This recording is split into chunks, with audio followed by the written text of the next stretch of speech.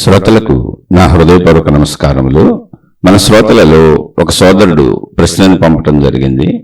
ఆ ప్రశ్న వారు ఈ ప్రశ్న అడుగుతున్నటువంటి వారు ఎప్పటి నుంచో దైవ మార్గంలో ఉన్నారు. ఎన్నో దాన ధర్మాలు చేస్తూ అనేక సంవత్సరాల నుంచి మహాత్ములకు సంబంధించినటువంటి చరిత్రలు చదువుకుంటూ ఇప్పుడు ఆయన సర్వము త్యాగము చేయటానికి సిద్ధంగా ఉన్నారు.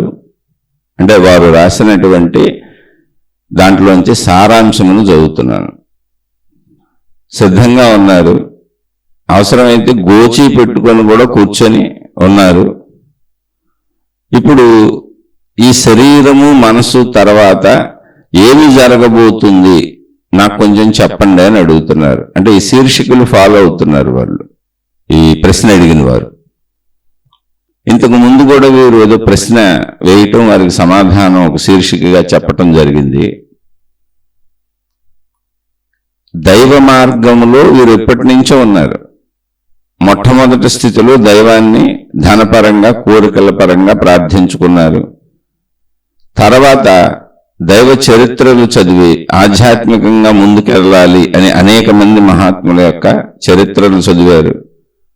ఇప్పుడు ఆ సందర్భంలో వారు భగవంతుణ్ణి ప్రార్థిస్తున్నప్పుడు ఈ శీర్షికలు ఈ ఆధ్యాత్మిక చదువు, ఆత్మజ్ఞాన చదువు శీర్షికలు వారికి దొరికినాయని రాశారు. ఇప్పుడు వారి వయసు 53 సంవత్సరాలని రాశారు. వారు దేనికైనా ఏదైనా త్యాగం చేయడానికి సిద్ధంగా ఉన్నానని రాశారు. వారి కుటుంబ వివరాలు, పూర్తి వివరాలు ఇందులో నాకు తెలియదు. వారు రాసిన దాంట్లో ముఖ్య అంశాలు చెబుతున్నాను. ఈ శీర్షికలు వింటూ ఇప్పుడు నేనున్న ఈ స్థితి నుంచి ఈ శరీరము మనస్సుని వారు సాధనలతో నేను లోపలకు పోగలిగాను, నా శరీరం మనస్సుని ఆపాను అని కూడా రాశారు. ఈ శరీర మనస్సుల తర్వాత ఏం జరుగుతుంది కొంచెం నాకు అర్థమయ్యేలా బాగా వివరంగా చెప్పండి అని రాశారు. ఇక్కడ ఏదో జరిగేది, ఏదో పొందేది అనేది అసలు ఆధ్యాత్మికతలో ఏమీ ఉండదు. మొట్టమొదటి తెలుసుకోండి. మన స్థితిని మనం సంపూర్ణంగా తెలుసుకుంటున్నాం అంతే. ఇక్కడ అంతకు మించి ఇంకేమీ లేదు. అయితే మన స్థితిని మనం సంపూర్ణంగా తెలుసుకోవటం వలన కొత్తగా ఏమన్నా జరుగుతుందా, పాతదేమన్నా పోతుందా, మాయమైపోద్ది ఏమీ ఉండదు. అన్నీ అలాగే ఉంటాయి. మన శరీరం అలాగే ఉంటుంది, మన కుటుంబిక పరిస్థితులు అలాగే ఉంటాయి, మన సామాజిక పరిస్థితులు అలాగే ఉంటాయి, మన చుట్టూ ఉన్న ప్రపంచం అలాగే ఉంటుంది, సృష్టి అలాగే ఉంటుంది. ఏ మార్పులు రావు. మనలో నేను ఈ శరీరం అన్న భావన ఎలా ఉన్నదో, నేను ఈ మనస్సు అన్న భావన ఎలా ఉన్నదో, అలాగే నేను ప్రాణశక్తిని అన్న భావన కూడా కొత్తగా దానికి జత కలుస్తుంది అంతే. అంతకు మించి ఇంకా జరిగేదేం లేదు అక్కడ. అది కూడా భావరూపంలోనే. ఎందుకంటే ప్రాణశక్తికి రూపము లేదు, అది పదార్థము కాదు, దానికి ఎటువంటి గుణము లేదు, స్వభావము లేదు, దాన్ని గుర్తుపట్టడానికి, దాన్ని పట్టుకోవటానికి ఆధారత లేదు.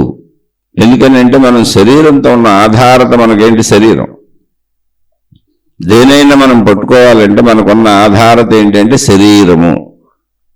శరీరము దృశ్యాలను కళ్ళతో పట్టుకుంటాం, శబ్దాలను చెవులతో పట్టుకుంటాం, వాసనలను ముక్కుతో పట్టుకుంటాం, స్పర్శలను చర్మముతో పట్టుకుంటాం. ఇలా అన్ని రకాలుగా శబ్ద, స్పర్శ, రూప, రస, గంధములు. గంధం అంటే వాసన, రసం అంటే రుచి. రుచులను నాలుక ద్వారా గ్రహిస్తాం. ఏదైనా మనం గ్రహింపింతే మనకున్న సామర్థ్యం, గ్రహింపు సామర్థ్యం ఇంతే. శరీరపరంగా మనకున్న గ్రహింపు సామర్థ్యము ఇంతే. దీన్ని మార్చటం కుదరదు. అయితే మనకున్న గ్రహింపు సామర్థ్యం దృష్టిలో పెట్టుకుంటే నేను అనందాత్మశక్తిని లేదా నేను ప్రాణశక్తిని మనలో ఉన్న ప్రాణ ఎరుక కలిగినప్పుడు, ఆ ప్రాణశక్తి ఎరుక వరకు ప్రయాణించినప్పుడు, కలిగినప్పుడు, అనుభవం పొందినప్పుడు అనే పదాలు ఊరుకునే శరీరపరంగా వాడబడుతున్నాయి. శరీరంతో మనకన్నీ అనుభవించటం, పొందటం, చూడటం, వినటం ఇలా అలవాటు కనుక అదే భాష వస్తుంది. కానీ అక్కడ పొందటానికి ఏమీ లేదు. మనం చెప్పుకునే భాష అలా ఉంటుందంటే. ఇప్పుడు నిశ్శబ్దంగా ఇప్పుడు కూర్చోండి, ప్రశాంతంగా కూర్చోండి, ఏ ఆలోచన చేయకండి, శరీర భావాన్ని వదిలేయండి, మనసులో ఆలోచనలు వదిలేయండి, మెలకువలో ప్రశాంతంగా నిశ్శబ్దంగా ఎటువంటి ఆలోచన లేకుండా, ఎటువంటి పని చేయకుండా, శరీర భావం లేకుండా, మనోభావం లేకుండా కూర్చోండి. అప్పుడు మీరు ఎలా ఉన్నారు, ఎక్కడ ఉన్నారు, ఏంటి, అదే ప్రాణశక్తి స్థితి. అంతే. అక్కడ శరీర భావం తెలుస్తున్నా, శరీర భావం అంటే ఏంటి, నేను ఈ శరీరం అని తెలుస్తున్నా, ప్రపంచ భావం తెలుస్తున్నా, అదంతా శారీరక స్థితి. అది అసత్యం కాదు, సత్యమే. అలాగే మనసులో ఊహలో ఆలోచనలు సాగుతున్నా అదంతా కూడా అసత్యం కాదు, సత్యమే. ఎందుకంటే మనసు ఉంది అక్కడ. ఆ మనసు ఉండబట్టి శరీరం బ్రతుకుతుంది, శరీరం కదులుతుంది, పనులు చేస్తుంది, తిరుగుతుంది. అయితే శరీర మనస్సులు కదలాలంటే ఏముండాలి? ఇది మెయిన్ పాయింట్ ఇక్కడ. శరీర మనస్సులు ఇలా కదులుతున్నాయి, మనం చూసుకుంటున్నాం, రోజు జీవిస్తున్నాం. కానీ మరణం అనేది ఒకటి శరీరానికి సంభవిస్తున్నది. మరణము అంటే ఏమిటి అంటే శరీరములో ఉండవలసినది ఏదో లేదు. శరీరం అక్కడే ఉంది, కానీ అది కదలటం లేదు. శరీరములోని అవయవాలు మొత్తం అక్కడే ఉన్నాయి, కానీ అవి ఏమీ పనిచేయటం లేదు. అప్పుడు మరి మనసు ఏమైంది తెలీదు. ఎందుకని మనసు శరీరాన్ని కదుపుతూ ఉంటుంది. మనం మెలకువలో బ్రతికి ఉన్నప్పుడు కూడా, మరణం అనే విషయాన్ని తీసేస్తే బ్రతికి ఉన్నప్పుడు మనసు అనేది నేను అనే భావాన్ని గుర్తు చేయకపోతే శరీరం పని చేయటం కుదరదు. శరీరం ఏ పని చేయాలన్నా ఆ పనికి సంబంధించిన విషయాలను మనసు గుర్తు చేయాలి. మనసు గుర్తు చేసినప్పుడు శరీరం ఆ పనులను చేస్తూ ఉంటుంది. కాబట్టి అసలు నేను అనే ఈ శరీరము నేను అని అనుకునే భావన కూడా మనసు చెప్పిందే. నేను ఫలానా అని మనసే చెబుతుంది. మనసే అన్నింటినీ గుర్తించి మనం గుర్తు చేసుకునేలా, శరీరంతో జీవించేలా చేస్తుంది. మరి మరణించినప్పుడు ఏం జరిగింది, ఆ మనసు ఏమైంది తెలీదు. ఎందుకని శరీరం ఇక్కడే ఉంది కదా, ఎందుకు అది కదలటం లేదు తెలీదు. దీనికి మన పూర్వీకుల నుంచి, అంటే పెద్దల నుంచి, వెనక వాళ్ళ నుంచి మనకు వస్తుంది ఏంటంటే చనిపోయారు అని ఒక పేరు పెట్టారు, మరణము అని ఒక పేరు పెట్టారు. అప్పుడు ఏం జరిగింది అంటే ప్రాణము పోయింది అన్నారు. అంటే మనం వాడుక భాషను ఉపయోగించుకుంటున్నాం. ఇప్పటికి వాడుకలో ఏ భాష ఉందో ఆ భాషనే మనం ఉపయోగించుకొని చెప్పుకుంటున్నాం. దాంట్లోంచే జాగ్రత్తగా అర్థం చేసుకోవాలి. అంటే శరీరం ఉంది, మనసు ఉంది. శరీర మనస్సులు రెండు కలిసి ఉండకపోతే శరీరాన్ని కదపడం కుదరదు. అది మీరే ఆలోచించుకోండి, మీకు తెలిసిపోద్ది. మీకు నేను అన్న భావన కలక్కపోతే అసలు నేనెవరో కూడా తెలియదు మనిషికి. నేను అనే భావన కలిగి ఈ శరీరము నేను అనిపించి, తర్వాత ఈ శరీరానికి ఉన్న పేరు, ఈ శరీరానికి ఉన్న సంబంధ బాంధవ్యములు, ఈ శరీరం ఏ ఊర్లో ఉంది, ఏ ఇంట్లో ఉంది, ఎవరితో ఉంది, ఎవరు నా వాళ్ళు, నేను, నాది, నా వాళ్ళన్నీ మనసు నిరంతరము గుర్తు చేయటమే మెలకువ అనే స్థితి. మెలకువ అనే స్థితి ఏంటంటే అసలు శరీరము నిరంతరము గుర్తు చేయటం మనసుకి, మనసు నిరంతరము గుర్తు చేయటం శరీరానికి. అప్పుడు శరీరాన్ని కదుపుతూ ఉంటాం మనం. అలా మెలకువంతా శరీర కదలికలతో, మనో కలయికతో, మనసు గుర్తు చేస్తున్న విషయాలతో శారీరక అవసరాలు, శారీరక కోరికలు, శారీరక కదలికలు అన్నీ జరుగుతూ ఉంటాయి. కాబట్టి మనసు ఉంది, శరీరం ఉంది, మనకు అది రెండు తెలుస్తూ ఉంటాయి. మరి మరణించినప్పుడు ఏం జరిగింది? శరీరం అక్కడే ఉంది, మనసు ఉందో లేదో తెలియదు. ఎందుకంటే అసలు శరీరం కదలటం లేదుగా. అయితే మరణానుభవం మనకు లేదు. ఎవరికో జరిగిన మరణాన్ని మనం ఇప్పుడు భావించి ఊహిస్తున్నాం అంతే. మరణాలు అయితే నిత్యం జరుగుతూనే ఉన్నాయి. ప్రతి మనిషి చనిపోతాడు, ప్రతి జంతువు చనిపోద్ది, ప్రతి మొక్క చనిపోద్ది. ఈ చనిపోవడం అనేది సృష్టిలో ఉంది అనాదిగా. అంటే జాతస్య మరణం ధ్రువం అన్నారు పెద్దలు. పుట్టిన ప్రతిదీ నశించిపోతుంది అని. పుట్టిన ప్రతిదీ నశించిపోతుంది. ఆ నశింపు పేరే మరణము అన్నాం మనం. కాబట్టి ఇప్పుడు ఏంటి అసలు శరీరం ఇక్కడే ఉంది, ఆ శరీర అవయవాలు ఇక్కడే ఉన్నాయి, మనసు ఉందో లేదో మనకు తెలియదు. మనసు లేదని అనుకోవాలి, ఎందుకంటే శరీరం అసలు కదలటం లేదు కనుక. మనసు ఉంటే శరీర గుర్తింపు ఉంటుంది, శరీరాన్ని గుర్తు చేస్తుంది అది. కాబట్టి అక్కడ మనసు ఏమైందో మనకు తెలియదు, శరీరం మాత్రం మన కళ్ళ ముందే ఉంది. అందుకని ప్రాణము పోయింది అన్నారు. అక్కడి నుంచి శరీరం పాడైపోవటం మొదలుపెట్టింది, శిథిలం అయిపోవటం మొదలుపెట్టింది. 45 రోజులు ఉంచుకుంటే దుర్వాసన వచ్చేస్తుంది. ఇంకా అలాగే ఉంచితే అక్కడే పురుగులు పెట్టేయటం జరుగుతుంది. రకరకాల వికృత చర్యలు దాంట్లో జరిగిపోతూ ఉంటాయి శరీరంలో. మన కంట్రోల్ ఉండదు, ఈ ప్రకృతిలోని చర్యలే.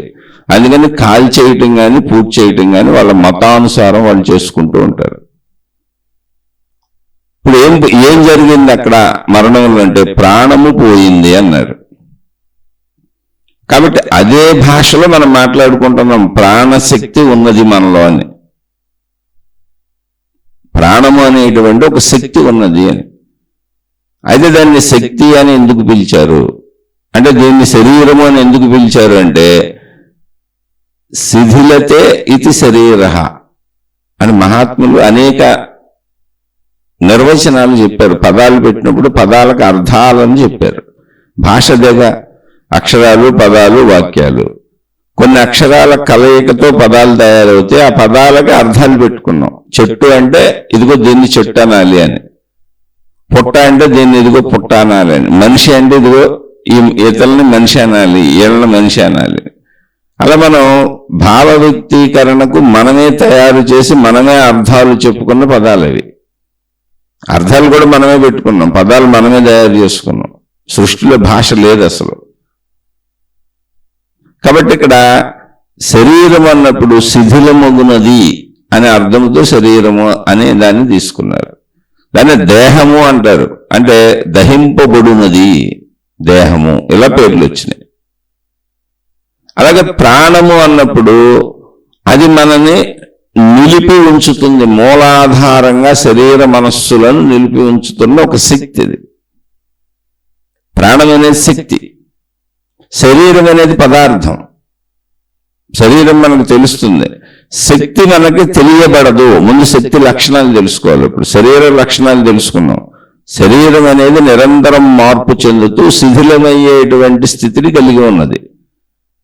దాన్ని దేహం అన్నారు. దేహం అనేది ఏదో ఒక రోజుకి దహింపబడుతుంది, కాల్చబడుతుంది. కాల్చబడితే పొడుచుతారు, మొత్తానికి ఉండదు, పోద్ది, అది పనికి రాకుండా పోద్ది. మనమే దాన్ని తీసుకెళ్లి అవతల బారేస్తాం, కాల్ చేయటమో పూజ చేయటమో చేస్తాం. ఆ విధంగా పేర్లు పెట్టారు. ఇక్కడ ప్రాణము అన్నప్పుడు అది శక్తి స్వరూపము అని చెప్పారు.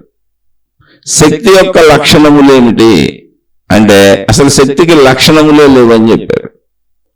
పదార్థమునకు లక్షణములు ఉన్నాయి, శరీరమునకు లక్షణములు ఉన్నాయి. శరీరములు ఉన్నవన్నీ పదార్థములు. ఒక పండు ఉందనుకోండి, ఆ పండు శరీరం అదే, దాన్నే తింటున్నాం మనం. మనం తీసుకునే ఆహార పదార్థములన్నింటికీ ఆ పదార్థమే దాని శరీరము, దాని స్వరూపము, దాని స్వభావము, దాని గుణము, దాని లక్షణాలన్నీ మన మీద పనిచేస్తాయి, మనలో పనిచేస్తాయి. అది దాని శరీర తత్వం. శరీరం, పండు శరీరం అలా ఉంటుంది, పదార్థాలన్నీ అలాగే ఉంటాయి. అలా మనుషులు కావచ్చు, జంతువులు కావచ్చు, సృష్టిలో కనపడేవన్నీ శరీరములు.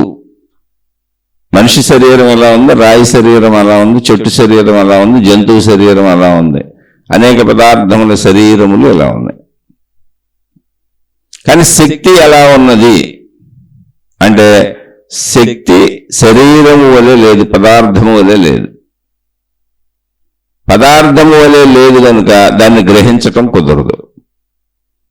దేన్నైనా గ్రహించాలి అంటే మనిషి గ్రహించాలి అంటే దృశ్యమైన ఉండాలి, శబ్దమైన ఉండాలి, వాసనైనా ఉండాలి, స్పర్శ అయినా ఉండాలి, రుచి అయినా ఉండాలి. అలా తప్ప నేను గ్రహించలేను. అంటే శరీరపరముగా నేను ఈ శరీరమని భావించుకుంటున్న మనిషి దేనినైనా గ్రహించాలి అంటే 5 రకాలుగా మాత్రమే నేను గ్రహించగలను. ఓకే, దాన్ని పక్కన పెట్టేద్దాం. అలా కాక నేను గ్రహించలేను. ఇది శరీరపరముగా. అయితే మరి నేను మనసు ఉన్నది అని ఎలా గ్రహిస్తున్నాను? నాకు మనసు కూడా ఉందిగా. మనసు శరీరపరంగా లేదుగా, పదార్థంలాగా లేదుగా. కానీ మనసు, అసలు మనసులో ఏమున్నది? మనసు అంటే ఏంటి అంటే శరీరముతో గ్రహించిన అనుభవాలే ఉన్నాయి. శరీరంతో నేను చూసినవి, నేను విన్నవి, నేను గ్రహించినవి, నేను అనుభవించినవి అన్ని జ్ఞాపకములుగా మనసులో ఉన్నాయి. ఆ పదార్థముల యొక్క చిహ్నములు ఉన్నాయి అక్కడ, అంటే గుర్తులు, జ్ఞాపకాలు ఉన్నాయి. ఓకే, జ్ఞాపకాలు ఉన్నాయి. అవి ఏ రూపంలో ఉన్నాయి అంటే శక్తి రూపంలో ఉన్నాయి. అవి కూడా శక్తి రూపంలోనే ఉన్నాయి. శక్తి రూపంలో ఉన్నటువంటి ఆ జ్ఞాపకాలు ఆలోచనలుగా మనలో కదలాడుతున్నాయి. ఆ జ్ఞాపకాలు కదలటమే ఆలోచనలు అంటున్నాం మనం. లోపల ఉన్నటువంటి మొత్తం మనం గ్రహించినటువంటి జ్ఞాపకాలన్నీ, అనుభవాలన్నీ, విషయాలన్నీ లోపల ఉన్నాయి. పంచేంద్రియముల ద్వారా మనం గ్రహించినటువంటివి అవి కేవలం చిహ్నాలు, వస్తువులు లేవు, పదార్థాలు లేవు. అనుభవాలుగా, అనుభవం అంటే అది నేను అనుభవించేశాను, అది గుర్తుగా ఉందంటే. కేవలం గుర్తు, అక్కడ ఏమీ లేదు. అంటే ఒక మనిషిని ఫోటో తీసామనుకోండి, అక్కడ మనిషి లేడు ఫోటోలో, ఆ మనిషి తాలూకా చిహ్నం, ప్రతిబింబం ఉంది అక్కడ. అలా గుర్తులుగా ఉన్నాయి అంతే. అలా గుర్తులుగా ఇవి ఉండటాన్ని, ఆ ఉన్న ప్రదేశాన్ని మనసు అని పిలిచాం. అందులో ఆ గుర్తులన్నీ కదులుతూ మనకు గుర్తొస్తున్నాయి. వాటిని ఆలోచనలను పిలిచాం, జ్ఞాపకాలను పిలిచాం, భావాలను పిలిచాం. అలా వాటి ద్వారా భావోద్వేగాలకు లోనవుతూ ఉండటమే నిత్య జీవితం. అసలు జీవించడం అంటే ఏం లేదు. మెలకువ నుంచి, మెలకువ అనే మొట్టమొదటి ఆలోచనతో మొదలై, నేను అనే మొట్టమొదటి ఆలోచనతో మొదలై, ఈ శరీరము నేను అనేటువంటి భావనతో సాగుతూ, ఇక మొత్తం నిద్రపోయే వరకు సాగే భావ పరంపర జీవించటం. భావ పరంపర కొనసాగుతూ ఉంటుంది. దానికి అనుగుణంగా శరీరాన్ని కదుపుకుంటూ ఉంటాం, మళ్ళీ భావాలు పొందుతూ ఉంటాం, అనుభవిస్తూ ఉంటాం. వాటిలో నచ్చినవి, నచ్చనివి, సుఖదుఖాలుగా మనమే ఏరుకుంటూ ఉంటాం. ఇది జీవితం అంతే. ఇంతకంటే జీవితం ఏమి లేదు అసలు. ఇలా సాగుతూ ఉంటుంది. దైవీపరమైన విషయాలైనా ఇలాగే ఉంటాయి. ఒక ప్రార్థనాలయాన్ని చూశారు, అక్కడ ఉంది పదార్థమే. ప్రార్థనాలయం అనేది పదార్థం. సిమెంటుతో, ఇటుకతో, ఇనుముతో, రకరకాలుగా మనం ఇళ్ళు ఎలా కట్టుకుంటున్నామో ఆ వస్తువులన్నీ, ఆ పదార్థాలన్నీ తెచ్చి ప్రార్థనాలయం కట్టారు. ఆ ప్రార్థనాలయంలో ఒక ప్రతిమను ఉంచారో, లేదా ఒక ఫోటోను ఉంచారో, లేదా వాటి ప్రార్థనాలయానుసారం అసలు మాకు ఏ మూర్తి అక్కర్లేదు, మేము దేవుడు నిరాకారుడని పూజించుకుంటున్నాం అనుకుంటున్నారు, దేవుడు అన్నారు, దేవత అన్నారు, ఎవరిష్టం వారిది. కానీ ప్రార్థనాలయం అయితే పదార్థమే.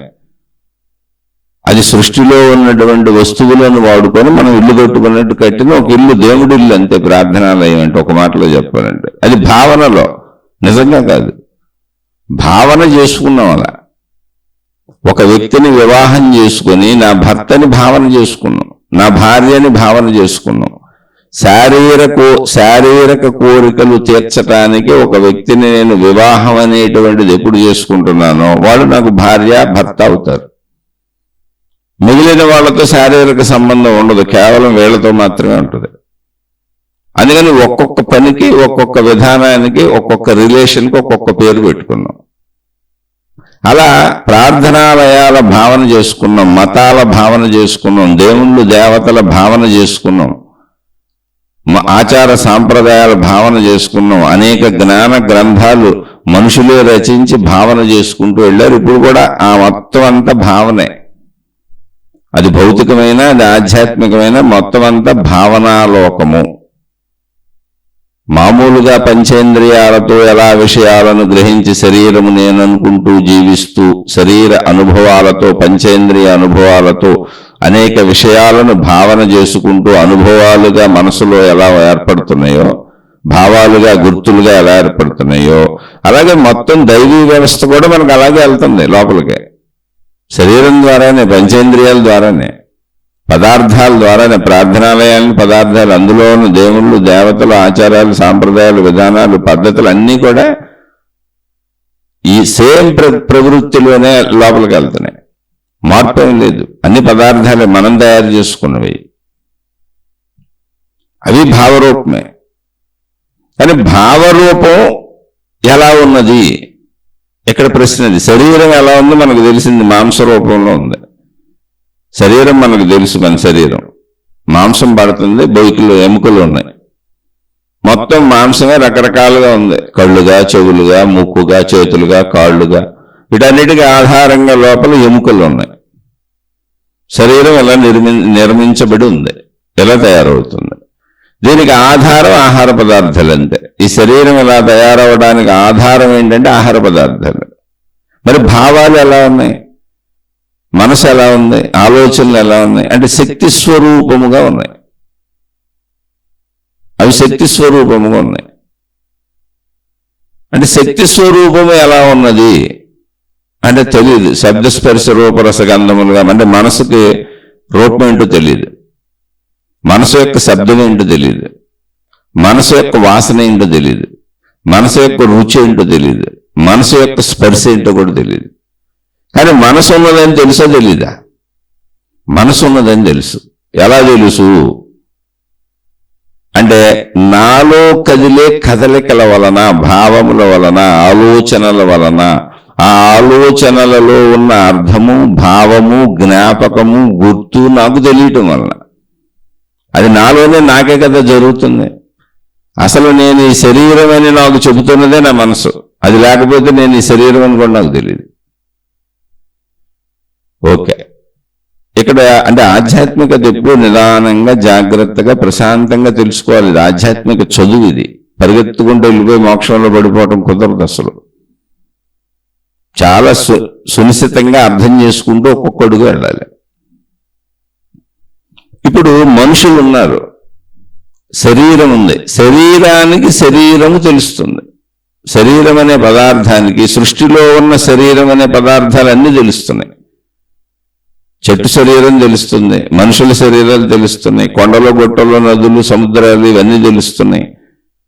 అన్నీ తెలుస్తున్నాయి. అన్ని శరీరాలు దేని శరీరం? నీటి శరీరం. అది నీటి శరీరం అలా ఉంటుంది. అన్నీ తెలుస్తున్నాయి. కానీ మనసు తెలుస్తుందా? మనుషులు తెలుస్తున్నారుగా, మనుషుల శరీరాలు తెలుస్తున్నాయిగా, మనుషుల శరీరాలు కనబడుతున్నాయిగా. అంటే దృశ్యం ద్వారా తెలుసుకుంటున్నావు, శబ్దం ద్వారా వారి మాటలు కూడా వింటున్నావు, స్పర్శ ద్వారా వాళ్ళని ముట్టుకొని తెలుసుకుంటున్నావు. మన కుటుంబ సభ్యులందరూ ఉన్నారుగా. అలా మనకు పంచేంద్రియముల గ్రహింపు ద్వారా తెలుసుకుంటున్నాం మనుషుల్ని. ఓకే, మనుషులు తెలుస్తున్నారు కదా, మరి మనసు ఉంది కదా నీకు, నీ మనసు ఉందని నీకు తెలుస్తుంది కదా. అలాగే వాళ్ళ మనసు కూడా నీకు తెలుస్తుందా అంటే తెలియదు. అయితే మరి నీకు తెలియదు కదా వాళ్ళల్లో మనసు లేదా అంటే ఉన్నది. ఎందుకని? నా మనస్సు నాకు తెలియటం వలన, ఆ మనస్సు లేకపోతే అసలు ఈ శరీరం నేను అన్న గుర్తింపు కూడా నాకు ఉండదు అనే విషయం నాకు తెలియటం వలన. ఇది ఎలా తెలుస్తుంది? పరిశీలించుకుంటే. ఇప్పుడు మెలకువ అనేది, మొట్టమొదట మెలకువ అనేది ఏం చేస్తుంది అంటే మనసు శరీరముతో కలిసి ఈ శరీరము నేనన్న భావాన్ని కలిగిస్తుంది. అదే మెలకువ. అప్పుడు మొట్టమొదట నేను అనగానే ఈ శరీరము నేనని మనకు సహజ భావన వచ్చేస్తుంది. అక్కడి నుంచి ఇంక ఈ శరీరమునకు సంబంధించిన అన్ని, శరీరం పేరు, ఊరు, ఈ శరీరానికి ఉన్న ఇల్లు, కుటుంబ సభ్యులు, తల్లిదండ్రులు, మొత్తం నేను, నాది, నావి, నా వాళ్ళు, అన్నింటినీ గుర్తు చేసుకుంటూ ముందుకు సాగుతుంది. మెలకువ అంటే ఇంతే. ఇంకా మళ్ళీ అన్నింటినీ వదిలేసి నిద్రపోద్ది. రోజు జరిగే చర్య ఇంతే. దీన్ని పరిశీలించినప్పుడు ఎదుటవారి శరీరములు కనపడుతున్నాయి, కానీ ఎదుటవారి శరీరములు కనపడుతున్నాయి కానీ వారి మనసు కనపడట్లేదు.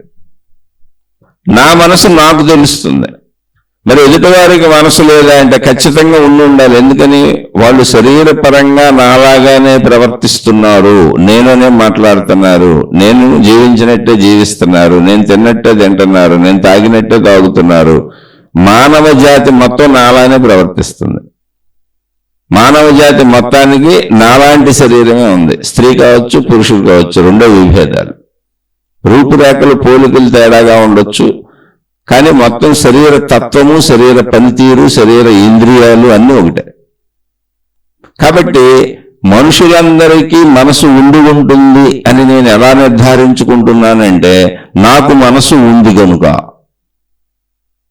నా మనస్సు లేకపోతే అసలు నాకు శరీరం ఉన్నది అని కూడా నేను గుర్తించలేను కనుక. నేను, నాది, నావి, నా వాళ్ళు అనే మొత్తము సమస్తము మనసు చేత శరీరమునకు గుర్తు చేయబడి శరీరము కదపబడుతున్నది మనసు చేత కనుక, కదులుతున్న శరీరాలన్నీ, నా ఎదురుగా కదులుతున్న శరీరాలన్నీ, మొత్తం నా ఎదురుగా సాగుతున్న సృష్టిని గమనిస్తే ఈ మనుషులందరికీ మనసు ఉండి ఉండాలి, ఖచ్చితంగా ఉండి ఉండాలి. ఎందుకని అంటే మనసు లేకపోతే వాళ్ళకి నేనని ఎరుకుండదు అసలు. ఇది నన్ను నేను పరిశీలించుకోవటం వల్ల తెలిసిన సత్యము. ఇప్పుడు దీన్ని రూఢీపరుచుకున్నాం. అందరికీ మనసు ఉంటుందా? ఉంటుంది. అందరికీ మనసు ఉంటుంది.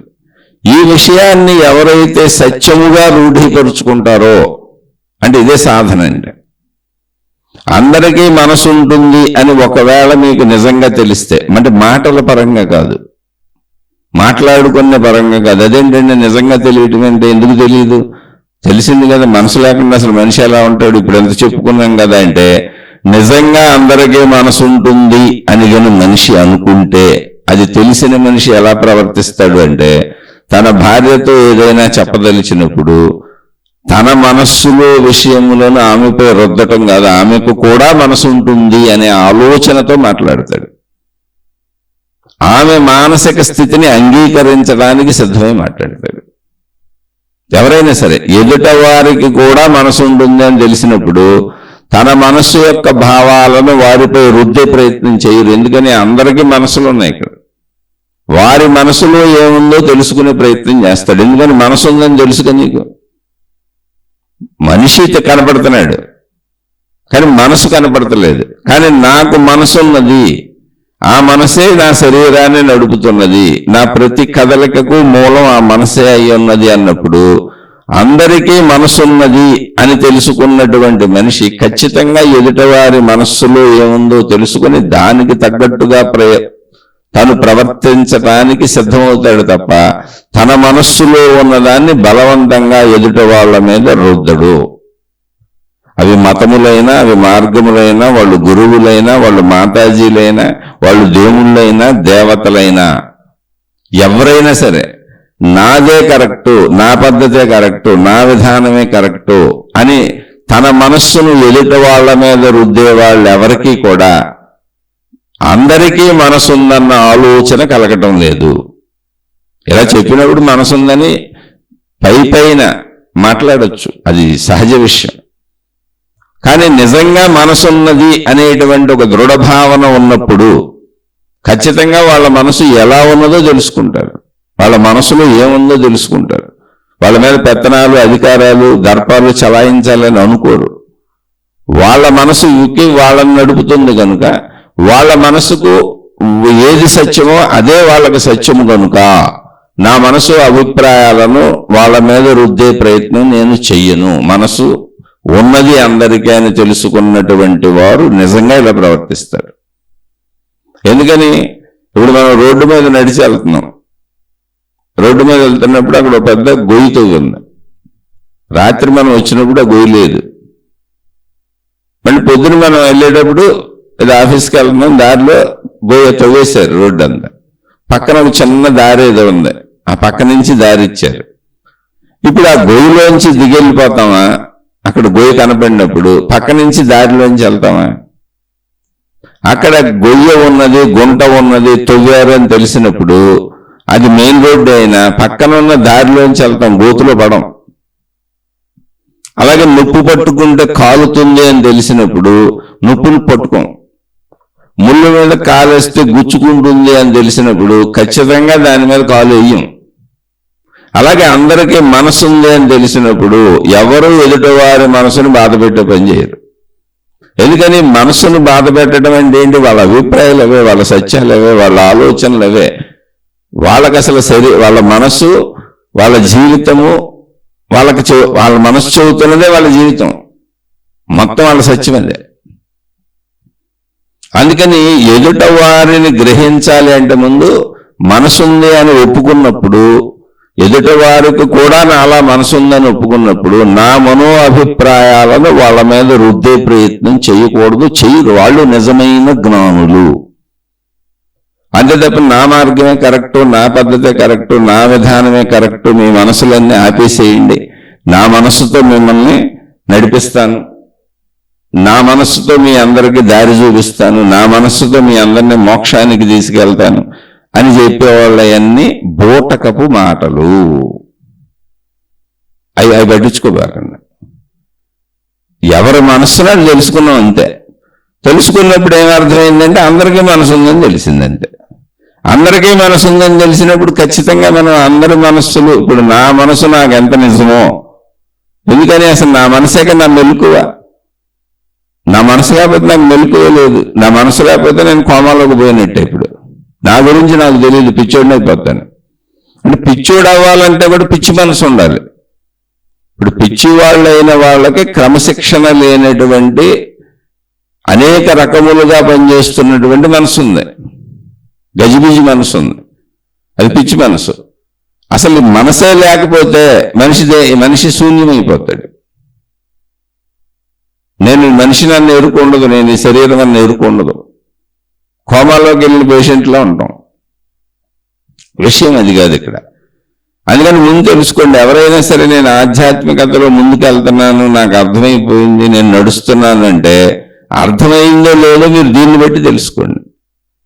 మీ అభిప్రాయాలను ఎదుటి వాళ్ళ మీద రుద్దుతున్నారు, మీకు అవసరమైన ఎదుటి వాళ్ళ నుంచి పొందాలనుకుంటున్నారు, వాటిని పొందడానికి సామధాన భేద దండోపాయాలు ఉపయోగించి జీవిస్తున్నారు అంటే అది ఆధ్యాత్మిక మార్గమైన, భక్తి మార్గమైన, లేదా భౌతిక జీవితమైన, వృత్తి వ్యాపార ఉద్యోగాలైనా మీరు మనసున్నది అనే విషయాన్ని సంపూర్ణంగా తెలుసుకున్న వాళ్ళు కాదు. యాదృచ్ఛికంగా మాటల రూపంలో ఉందంతే. అది మీకు అనుభవంగా ఆచరణ యోగ్యంగా రాలేదు. ఇప్పుడు నొప్పు పట్టుకుంటే కాలుతుంది అని తెలిసినప్పుడు ఎందుకు పట్టుకోవట్లేదు? నొప్పిని ఎవరు పట్టుకోరే అంటే అది అనుభవం, అది అనుభవ రూపంలో వచ్చింది. అలాగే ముళ్ళు కాలులో దిగుతుంది అన్నప్పుడు ముళ్ళ మీద కాలు ఎయిరే, ఎందుకని అది అనుభవం. అలాగే గోతుల్లో దిగి పడిపోరే, అది అనుభవం. అవి కూడా మాటల రూపంలోనే కనపడినాయి, దృశ్యాల రూపంలోనే కనపడినాయి. కానీ వాటిని ఎందుకు మనకు హాని చేసుకోకుండా తప్పించుకు పక్క నుంచి వెళ్తూ ఉంటాం అంటే అది అనుభవం. ఆ సత్యం మనకు తెలుసు కనుక అనుభవంగా వెళ్తాం. ముళ్ళు మీద కాలేసి నొప్పెందుకు, ఆ నొప్పు పట్టుకొని కాల్చుకోవటం ఎందుకు, ఆ గుంటలో పట్టం ఎందుకు, లేవటం ఎందుకు, గొడవ ఎందుకు అని. అలాగే మనసున్నది అన్నప్పుడు అసలు ఎదుట వారితో ఏ మాట మాట్లాడాలన్నా ముందు వాళ్ళ మనసు ఏంటో తెలుసుకోవాలి. మాటలు మాట్లాడొద్దని కాదు, అక్కడ ఎవరూ కూడా తమ అభిప్రాయాలు ఎదుట వాళ్ళు వినలేదు అని అసలు బాధపడరు, బాధ ఉండదు. ప్రపంచంలో అందరికీ మనసుంది అని తెలిసిన వాళ్ళకి అసలు బాధ ఉండదు. నా భార్య నా మాట వినలేదు, నా భర్త నా మాట వినలేదు, నా కొడుకు నా మాట వినలేదు, నా కూతురు నా మాట వినలేదు, నా తండ్రి నా మాట వినలేదు, లేదా నా గురువు నా మాట వినలేదు, నా శిష్యుడు నా మాట వినలేదు, నా దేవుడు నా మాట వినలేదు, నా భక్తుడు నా మాట వినలేదు, మీరే పేర్లు పెట్టుకుంటాయి, ఎన్ని రిలేషన్స్ ఉంటాయి అన్ని అనే దాంట్లో అసలు బాధ కలగదు. ఎవరో నన్ను బాధ పెట్టారనే అహము కలగదు, దుఃఖము కలగదు, బాధ కలగదు, అవమానం కలగదు, అహంకారం కలగదు, ఏమి కలగదు. ఎందుకనంటే ఎవరి మనసు వాళ్ళని నడిపిస్తుంది. వాళ్ళ మానసిక సత్యాలు అవి, నా మానసిక సత్యాలు ఇవి. నేను, నాది, నావి, నావారు అనేవి నాకు మాత్రమే, నా మనసు నాకు మాత్రమే పరిమితము, మీ మనసు మీకు మాత్రమే పరిమితము. అలా ఎవరి మనసులు వాళ్ళని నడిపిస్తున్నాయి, వారికి మాత్రమే పరిమితం ఆ మనసు అన్నప్పుడు నా మనస్సుని మీ మీద ఎలా రుద్దుతాను? అందుకని అసలు మనస్సు అందరికీ ఉంటుంది అని తెలిసిన వాళ్ళకి ప్రపంచంలో ఫస్ట్ పాయింట్ ఏంటంటే వీళ్ళు ఎవరిని బాధ పెట్టరు, ఎవరి బాధలు ఎవరు బాధ పెట్టినా వీళ్ళు స్వీకరించరు. అది మనోప్రవర్తనలు. మనస్సులు రూపురేఖలు ఎలా భిన్నంగా ఉన్నాయో, మనిషి యొక్క రూపురేఖలు ఎలా భిన్నంగా ఉన్నాయో అలాగే మనసు కూడా అందరికీ భిన్నంగా ఉంటుంది. ఎవరి సత్యాలు వాళ్ళకు ఉంటాయి, ఎవరి పద్ధతులు వాళ్ళకు ఉంటాయి, ఎవరి గ్రహింపులు వాళ్ళకు ఉంటాయి. దాన్ని బట్టి మనసు తయారవుతూ ఉంటుంది. అందుకని మీకు కరెక్ట్గా ఆధ్యాత్మికత వచ్చిందో లేదో తెలుసుకోండి ముందు. ఇలా అందరికీ మనసులు ఉంటాయని తెలిసింది కనుకనే ఒక బుద్ధుడి మొహం మీద ఉమ్మూసిన, బుద్ధుడిని చంపకపోయినా, బుద్ధుడి మీద అనేక దుష్ప్రచారాలు చేసిన, బుద్ధుడి మీద అనేక రకములైనటువంటి దాడులు అంటే మాట పరంగానో చేతల పరంగానో చేసిన ఆయన మౌనంగా ఎందుకు వెళ్ళిపోయారు అంటే వాళ్ళ మనసులు ఎలా ఉన్నాయి, నా మనసు ఎలా ఉందని అంతే. ఆయన మనసు శాంతించింది, ఆయన మనసుకు సత్యం అర్థమైంది. వాళ్ళ మనసులు అలా ఉన్నాయి, ఎగురెగురు పడుతున్నాయి. కాబట్టి ఎదుట వాళ్ళ మనసును నేనేం చేయగలను, అది అసలు కనబడేది కూడా కాదుగా. ఎదుటవాడు చెయ్యెత్తి కొట్టబోతుంటే నా చేతితో నేను పట్టుకుని ఆపొచ్చు, కానీ ఎదుటవాడి మనసు అసలు నాకు తెలియదుగా. వాడు ఏం ప్లాన్ చేస్తున్నాడు, వాళ్ళ లోపల వాడు ప్లాన్ చేసుకుంటున్నాడు. అక్కడే జరిగేది అసత్యములు, మోసములు, అన్యాయములు, కుతంత్రములు, కుళ్ళులు, కుట్రలు, ఈర్ష్యలు, అసూయలు, ద్వేషములు, ఇవన్నీ ఆ మనసులోనే జరిగేది. చెడంతా మనసులోనే ఉంటుంది. పైకి నవ్వుతూ ఉండొచ్చు, మనకు హాని చేస్తూనే మేలు చేస్తున్న వాళ్ళలా పైకి మాట్లాడచ్చు, అవి మనం ఏం చేయలేం. కానీ నిజంగా మనసు ఉందని తెలిసినప్పుడు ఎదుటి వాళ్ళు వాళ్ళ మనసది, నా మనసుది, వాడు అలా ప్రవర్తిస్తే నేనేం చేయను. ఇప్పుడు మన రూపం ఎలా ఉంది, ఎదుట ఎవరో ఎదురుగా వచ్చారు, వాళ్ళ రూపం వేరుగా ఉంది. ఇప్పుడు వాళ్ళ రూపం అలా ఉండే, నా రూపం ఎలా ఉండే, నేనేం చేయగలను? నాకెందుకు అసలు సంబంధం? నేను ఎలా పుట్టాను, ఈ రూపురేఖలతో పుట్టాను, ఈ రూపురేఖలతో పెరుగుతున్నాను, ఇది నా శరీరం, నేను ఎలా ఉంటాను, వాళ్ళు అలా ఉంటారు అంతే. దాన్ని ఎలా మారుస్తాం? అలాగే మనసులు కూడా అంతే. ఇప్పుడు రూపురేఖలతో ఎలా అయితే మనం ఎవరి జీవితం వాళ్ళదనుకొని ఎలా గడుపుతున్నామో, అలాగే మనసులతో కూడా అంతే, ఎవరి మనసులు వాళ్ళవని గడుపుతూ ఉంటాం. అక్కడ మనం ఏర్పరుచుకున్నటువంటి అంటే ఈ విధానంలో ఎవరిది వాళ్ళదే సత్యం తెలిసినటువంటి జ్ఞానులు అలా బ్రతుకుతారు, ఎవరి జోలికి వెళ్ళరు. అలా ఒక రమణ భగవానులు ఎవరి జోలికి వెళ్ళలేదు. ఎందుకంటే నా మనసు నాది, నీ మనసు నీది, నాది జీవన్ముక్త మనస్సు. నాకు తెలిసింది, నాకు అర్థమైంది, నా మనసు నేను జీవన్ముక్త మనస్సు. మామూలు మనసులు ఇలా ఉంటాయి, మనుషులు ఇలా ఉంటారు, అది కూడా నాకు అర్థమైంది. మీ అందరికీ మనసులు ఉన్నాయని, కాబట్టి మీకు తగ్గట్టు మీరు ప్రవర్తిస్తున్నారు అంతే. అందుకని అనేక మంది మహాత్ములు జీవన్ముక్త మనస్సును పొందారు. వాళ్ళు అలా మనసుంది అని అసలు తెలిస్తే మీరు నిజంగా దాన్ని గమనించి ఆధ్యాత్మిక మార్గంలో మనసున్నది అనే విషయాన్ని పైపైన కాకుండా పైపైన ఏంటంటే అర్థమైనట్టే ఉంది కానీ ఆచరించం. ఇప్పుడు మనసుందని అందరికీ తెలుసు, మనుషులందరికీ మనసుందని అందరికీ తెలుసు, కానీ ఆచరణలో తీసుకోం. ఆచరణలో నేను చెప్పినట్టు చేయమంటాం. ఆచరణలో నేను చెప్పినట్టు నువ్వు చేయటం, నీ మనసు నీకుంది కదా, నీ మనసు ప్రకారం కదా నువ్వు జీవిస్తావు. అందుకని ఆచరణలో ఎదుటవాడికి మనసుంది అని అనుకున్నవాడు నేను చెప్పినట్టు చేయమని చెప్పడు. అసలు ఎదుటవాడు ఏం చేయదలుచుకున్నాడో చేసుకుంటూ పోతాడు. ఎవరైనా మహాత్ములు ప్రత్యేకంగా ఎవరిని ఉద్దేశించి చెప్పరు.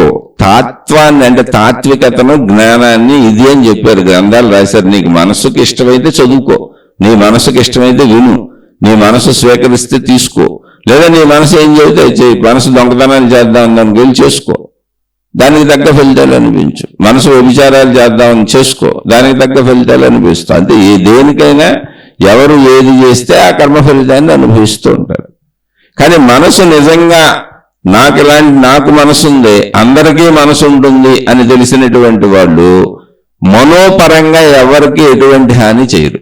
అసలు కుట్రలు కుతంత్రాలు పన్నరు, ఈర్ష్యలు ఉండవు, అసూయలు ఉండవు, ద్వేషాలు ఉండవు. అలాగే ఎదుటవారు మనకేమి చేస్తున్నా వాళ్ళ మనసు తీరదని వెళ్ళిపోతారు. ఇది ఆధ్యాత్మిక జ్ఞానం నేను చెప్పేది. అని నాకు తెలుసు కదా, తెలిసింది కదా, మరి ఎదుటోళ్ళందరూ నన్ను ఇబ్బంది పెడుతుంటే, బాధ పెడుతుంటే, కష్టపెడుతుంటే నేను అలా ఉండాలా అని ప్రశ్నలు వేయకండి. ఇది ఆధ్యాత్మికం. రాముడు అలా ఎందుకున్నాడు ఆలోచించుకోండి అంతే. కృష్ణుడు అలా ఎందుకున్నాడు ఆలోచించుకోండి అంతే. ఓ సత్యహరిశ్చంద్రుడు అలా ఎందుకున్నాడు ఆలోచించుకోండి అంతే. ఓ బుద్ధుడు అలా ఎందుకున్నాడు ఆలోచించుకోండి మీరంతే. మీరు ఉండాలనుకుంటే ఉండండి, ఉండకొద్దు అనుకుంటే వద్దు. ఆన్సర్ ఎవరు చెబుతారు? ఎందుకని మీ మనసు మీది కదా. ఇలా ఉండమని ఎవరు చెప్పరు, అసలు చెప్పకూడదు. అందుకే ప్రకృతే స్వేచ్ఛ ఇచ్చేసింది, మొత్తం సృష్టి స్వేచ్ఛ ఇచ్చేసింది. ఎవరు మనసుకు తగ్గట్టు వాళ్ళు జీవించుకోండి. ఎందుకని నీ మనసు నువ్వు తయారు చేసుకున్నది. నువ్వు అనుభవించిన విషయాలు, నువ్వు గ్రహించిన విషయాలు నీ మనసులో ఉన్నాయి. నీ మనసు నువ్వు తయారు చేసుకుంది. నీ మనసు ప్రకారం నువ్వు జీవించుకుంటూ వెళ్ళు. ఆ జీవించుకుంటూ వెళ్ళేటువంటి విధానంలో నువ్వు చేసిన కర్మల ఫలితాలు నువ్వు అనుభవిస్తావు అంతే. అది ఇష్టం. మంచి కర్మలు అయితే మంచి ఫలితాలు, చెడ్డ కర్మలు అయితే చెడ్డ ఫలితాలు. అంతే తప్ప నీకు నియంత్రణ లేదు. ఎందుకని నీ మనసు నీది. ఈ సత్యమును ఎదిగినటువంటి వాళ్ళు, ప్రపంచంలో అందరికీ మనసుందని తెలిసిన వాళ్ళు ఎదుట వారి నుంచి అవమానములు స్వీకరించరు. బుద్ధుడిని ఎంతో అవమానించారు, రమణ మహర్షిని ఎన్నో అవమానించారు, రామకృష్ణ పరమహంసని ఎన్నో అవమానించారు. జీవన్ముక్తులైన మహాత్ములు ఎన్నో అవమానాలకే బాధలకే గురి చేశారు ప్రజలు. కానీ వారు గురి అవ్వలేదు. ఎందుకనంటే స్వీకరించలేదు. వాళ్ళ మనసు అలా ఉంది, మా మనసు ఎలా ఉంది, మా జీవన్ముక్త మనస్సులు, వాళ్ళ మనసు అలా ఉంది అనుకున్నారు, వదిలేశారండి. కాబట్టి మేము ఏమన్నా ఇలా ఉంటే జీవించడం ఎలా కుదురుతుంది? మోసపోతాం కదా, నష్టపడతాం కదా, కష్టపడతాం కదా, ఇబ్బంది పడతాం కదా అంటే అది మీ మనసు. అలా ఉండమని ఎవరు చెబుతున్నారు? ఎవరో చెప్పట్లేదు, విశ్లేషణ మాత్రమే. కానీ నిజంగా మనసు ఉందని అర్థమైన వాళ్ళు ఎవరు ఇతర మనసుల్ని గాయపరచరు, ఇతరుల ద్వారా తమ మనసుని గాయపరుచుకోరు. అంటే సింపుల్. ఇది చాలా సింపుల్ విషయం. అప్పుడు మనకు ఆచరణాత్మకంగా అంటే అనుభవంగా మనసు ఉంది అని తెలిసినట్టు. అప్పటి వరకు మనసు ఉన్నది అన్నది అసలు మనకు తెలియనట్టే. ఎందుకని ఆచరణ కానిదేది తెలియనట్టే. నొప్పు కాలుతుందని తెలిసినా మళ్ళీ మళ్ళీ మళ్ళీ పట్టుకుంటున్నాడు అనుకోండి, వెళ్ళి కాల్చుకుంటున్నాడు అనుకోండి, తెలిసినట్టే తెలియనట్టే. ముళ్ళు గుచ్చుకుంటుందని తెలిసినా అనేక సార్లు వెళ్ళి చూసి మరీ ఆ ముళ్ళునే తొక్కుతున్నాడు అనుకోండి, తెలిసినట్టే తెలియనట్టే? తెలియనట్టే. తెలిసిన వాడు అలా ఎందుకు చేస్తాడు? ఇది కూడా అంతే. అందుకని మీ నడకను చూడండి ముందు ఎలా నడుస్తున్నారని. ఇది మనసు తత్వం. సరే, ఓకే. ఇప్పుడు మనసు ఎలా ఉన్నది అంటే శక్తి స్వరూపముగా ఉన్నది. అంటే మనస్సును ఎదిగిన మనిషి ఎలా ఉంటాడో చెప్పాను. అంటే మహాత్ములకి మనసు ఉండదు అనుకోకుండా అందరికీ మనసు ఉంటుంది. మనసు గురించి మహాత్ములు చెప్పిన ఒక వాక్యం చెప్పి దాని సంపూర్ణతలోకి మళ్ళీ వెళ్దాం. మన ఏవ మనుష్యానాం కారణం బంధ మోక్షయోహో. అది మన మహాత్ములు చెప్పింది. మన ఏవ మనస్సే, మన ఏవ మనుష్యానాం మనస్సే మనుష్యులకు, మానవ జాతికి కారణము దేనికి? బంధ మోక్షయోహో. బంధమునకు గాని మోక్షమునకు గాని. అంటే బంధాల ద్వారా ఇది నా వాళ్ళు, నాది, ఇది ఉంటే ఉండలేను, ఇది ఇలా జరిగితే ఉండలేను, అమ్మో వీళ్ళకి ఏమైనా అయితే భరించలేను, ఈ పోతే ఉండలేను అనేటువంటి బంధాలన్నీ అవే. ఆ బంధాల ద్వారానే బాధలకి లోనవుతాం, సుఖాలకి లోనవుతూ ఉంటాం. మోక్షయోహో అంటే బంధముల ద్వారా వచ్చేటువంటి సుఖ దుఃఖములనే ద్వంద్వాతీత స్థితికి వెళ్ళిపోతుంది మోక్షము. మోక్షములకు కూడా మనసే కారణము అని చెప్పారు. ఎందుకని? మోక్ష జ్ఞానమును గ్రహించేది కూడా మనసే. మనసు అంటే ఏంటి? జ్ఞాపకాలు మొత్తం, భావాలు మొత్తం, ఆలోచనలు మొత్తం, గుర్తులు మొత్తం. ఇప్పుడు మనం చెప్పుకునేటువంటి విషయాలన్నీ వెంటనే ఎవరు? మనసే. చెవి ద్వారా మనసులో లోపలికి వెళ్తాయి. ఎక్కడుంటాయి ఈ విషయాలన్నీ? వింటున్నది చెవే, కానీ ఈ విషయాలన్నీ ఎక్కడ గుర్తుంటాయి? మనసులో.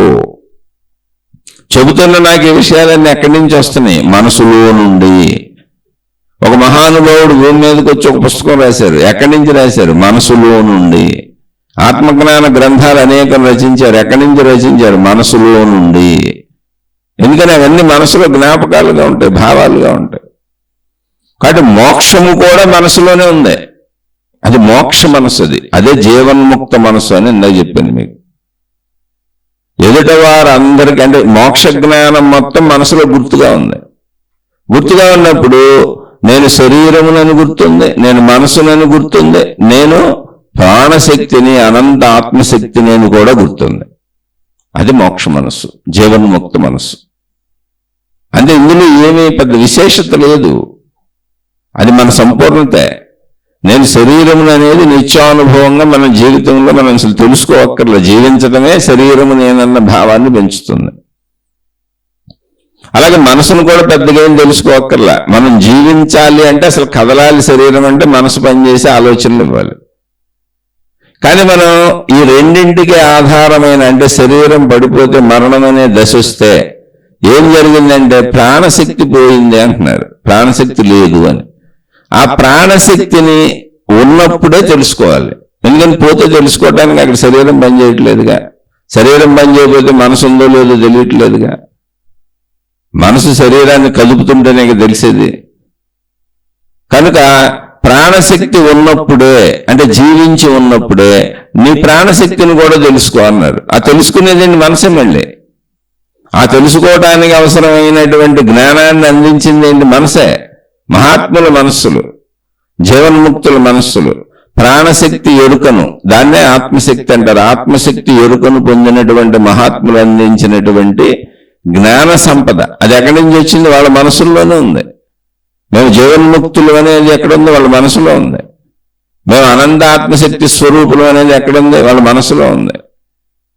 ఆత్మశక్తి నిరాకారము, అనంతము, అఖండము. దానికి గుణము లేదు, దానికి రూపము లేదు, దానికి ఎటువంటి స్వభావము లేదు. అది శక్తి స్వరూపము, సర్వవ్యాపకము. అది ఆకాశము వలె సర్వము విస్తరించి ఉన్నది అనేది ఎక్కడుంది? మనసులోనే ఉంది. మనసులో ఎలా అయితే నేను, ఇది నా రూపము, ఇది నా పేరు, ఇది నా ఊరు, ఇది నా ఇల్లు, వీరు నా కుటుంబ సభ్యులు, ఇది నా ఆస్తిపాస్తులని నేను, నాది, నావి ఎలా గుర్తున్నాయో జీవన్ముక్త స్థితి, మోక్ష స్థితి కూడా అలాగే గుర్తుంటుంది మనసులోనే. ప్రాణశక్తి ఎరుక కూడా అలాగే గుర్తుంటుంది మనసులోనే. అందుకని మన ఏవ మనుష్యానాం కారణం బంధ మోక్షయో. శరీరము వైపు వస్తే మనసు బంధము. బంధములన్నీ ఉంటాయి ప్రపంచం అంతా. పరిమిత భావనతో జీవించుకుంటూ వెళ్ళిపోతాం. నిజమే అది. అది అబద్ధమేం కాదు. శరీరం నిజమే. కానీ అది ఎప్పటికైనా నశించిపోద్ది. ఇదే ప్రాణశక్తి వైపు వెళ్తే మోక్షము. ప్రాణశక్తి వైపు వెళ్ళినా అది గుర్తుపెట్టుకోవటమే, నేను ప్రాణశక్తినని. శరీరం వైపు వెళ్ళినా అది గుర్తుపెట్టుకోవటమే, పంచేంద్రియ అనుభవాలన్నీ. ఈ రెండు చేసేదే మనసు. ఆ రెండు మనసు, ఆ ప్రక్రియకి ఆ గుర్తుండే స్థానం పేరు మనసు. ఆ ప్లేస్ పేరు మనసు. కాబట్టి శరీరము నశించే లోపల అంటే ప్రాణశక్తి పోయి మరణం అనేది సంభవించే లోపల ప్రాణశక్తిని తెలుసుకో అని చెప్పారు. అంతే. అంతకంటే ఇందులో అద్భుతం లేదు, మహిమ లేదు, మాయ లేదు. అది ఎవరిది? నీదే ప్రాణశక్తి. అయితే ఇక్కడ జాగ్రత్తగా మళ్ళీ మనం మొదటి నుంచి వద్దాం. ఇప్పుడు శరీరము తెలుస్తుంది. శరీరాన్ని ప్రత్యేకంగా తెలుసుకోవాల్సిన అవసరం లేదు. మాంస రూపంలో ఉంది, ఎముకలు ఉన్నాయి, తెలుస్తుంది. రోజు శరీరాన్ని తిప్పుకుంటూ ఇది నేనే అనుకుంటూ బతుకుతున్నాంగా మనం. కాబట్టి శరీరం తెలుస్తుంది. మనసు తెలుస్తుంది, శరీరము నడుపుతున్నాం కాబట్టి. అంటే నా శరీరమును నడిపేది నా మనస్సే కాబట్టి మనసు కూడా తెలుస్తుంది. ఇతరుల మనస్సులు తెలుస్తున్నాయా? తెలియటం లేదు.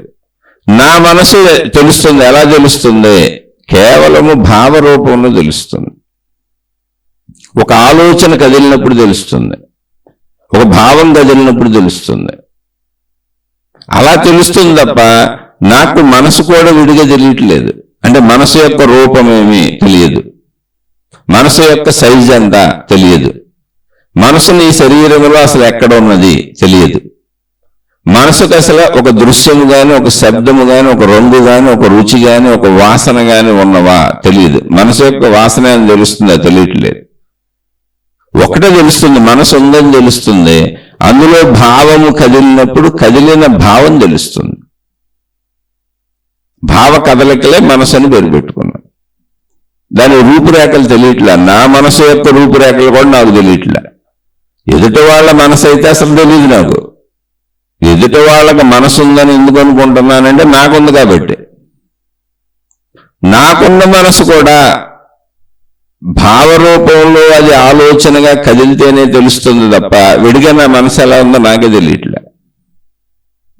నేను నిద్రపోయినప్పుడు అసలు నాకు మనసే లేదు, నేనన్న భావన కూడా లేదు, నా శరీరం కూడా లేదు, అసలు సృష్టి కూడా లేదు. నేనే లేను అనుకుంటున్నాను. నేను అసలు నేను లేను అనుకుంటున్నాను నిద్రలో. మళ్ళీ మెలకువలోనే నేను ఉన్నాను అనుకుంటున్నాను. అందుకే నేను నిద్రపోయాను, నిద్ర లేచాను అంటే నిద్రలోకి పోయాను. అంటే శరీర మనస్సులు అసలు నన్ను నేను వదిలిపెట్టి ఇంకో చోటకు పోయాను, నిద్ర అనే స్థితికి పోయాను. ఇప్పుడు మెలకువ అంటే శరీర మనస్సులో నేను ఉన్నాను అనే స్థితికి వచ్చాను. మనసు ఎలా ఉందో నాకు తెలియదు, ఎక్కడుందో అసలు తెలియదు, దాని రూపురేఖలు ఏంటో అసలు తెలియదు. పరిశీలిస్తే మనసు గురించి నాకేం తెలియదు, ఉన్నదని తెలుసు. అలా ఏమీ తెలియకుండా, అంటే రంగు రుచి వాసన ఇలా ఏమీ తెలియకుండా ఉన్నది అని తెలుస్తున్నది ఏదున్నదో దానిని శక్తి అన్నారు. దానికి శక్తి అని పేరు పెట్టారు. ఉన్నది అని తెలుస్తుంది, కానీ ఎలా ఉన్నదో తెలియట్లేదు, ఎంత ఉన్నదో తెలియట్లేదు, ఎక్కడ ఉన్నదో తెలియట్లేదు. ఎటు చూసినా ఉన్నదంతా అదేగా తెలుస్తుంది. అందుకని అటువంటి దానికి శక్తి అని పేరు పెట్టారు. అది శక్తి అంటే ఏంటి అంటే ఉన్నది అని తెలుస్తుంది, కానీ ఎలా ఉందో ఎక్కడుందో ఎంత ఉందో తెలియదు. ఇప్పుడు నా మనసు అలా శక్తి స్వరూపముగా ఉన్నది. నా మనసు ఎలా ఉన్నది? శక్తి స్వరూపముగా ఉన్నది. ఇప్పుడు మరి శక్తి స్వరూపముగా ఉన్నదాన్ని శక్తి అనొచ్చు కదా, మనసు అని ఎందుకన్నారు అంటే శక్తి అని ఒక పేరు ఉంది, మనసు అని ఇంకో పేరు ఉంది. ఈ భేదం ఏంటంటే ముందు నాలో అసలు మనసు లేదు. నేను పసిబిడ్డగా నా మాతృగర్భంలోంచి బయటకు వచ్చినప్పుడు నాలో మనసు లేదు. నాకు నేనని భావన పుట్టట్లేదు, నేను దేన్ని గుర్తించట్లేదు. వీళ్ళు నా తల్లిదండ్రులని నాకు తెలియదు, ఇది నా శరీరం అని నాకు తెలియదు, ఇది చేయొచ్చు ఇది చేయకూడదని నాకేమీ తెలియదు. కేవలం నేను పుట్టినప్పుడు, బిడ్డ పుట్టినప్పుడు శరీరం ఉన్నది, ప్రాణశక్తి ఉన్నది. అందుకని బిడ్డ బతికి ఉంది అని చెబుతారు. నాకేమీ తెలియదు కనుక అక్కడే మలమూత్రములు విసర్జించుకొని అక్కడే ఆడుకొని ఆ చేతులతో మళ్ళీ ఆ మలమూత్రములే నోట్లో పెట్టుకుంటా ఉంటాను. ఎందుకని నాకు మనస్సు తయారవ్వాలి, ఇంకా ఇది చేయొచ్చు ఇది చేయకూడదు, ఇది తప్పు ఇది రైట్ అని. అక్కడి నుంచి నిదానంగా పసిబిడ్డగా మనసు తయారవడం మొదలైంది. తల్లి చేతుల స్పర్శ, పాలు తాగినప్పుడు పాలు స్పర్శ, అక్కడి నుంచి శబ్దములు, దృశ్యములు, పంచేంద్రియముల ద్వారా గ్రహింపులు వస్తూ మనసు తయారై ప్రాపంచిక విషయములను తెలుసుకుంటూ ఇవి చెయ్యొచ్చు ఇవి చేయకూడదు అని పెట్టుకున్నాను. చేయొచ్చు అన్నవన్నీ నాకు మేలు జరిగేవి, చేయకూడదు అనేవన్నీ నాకు హాని జరిగేవి.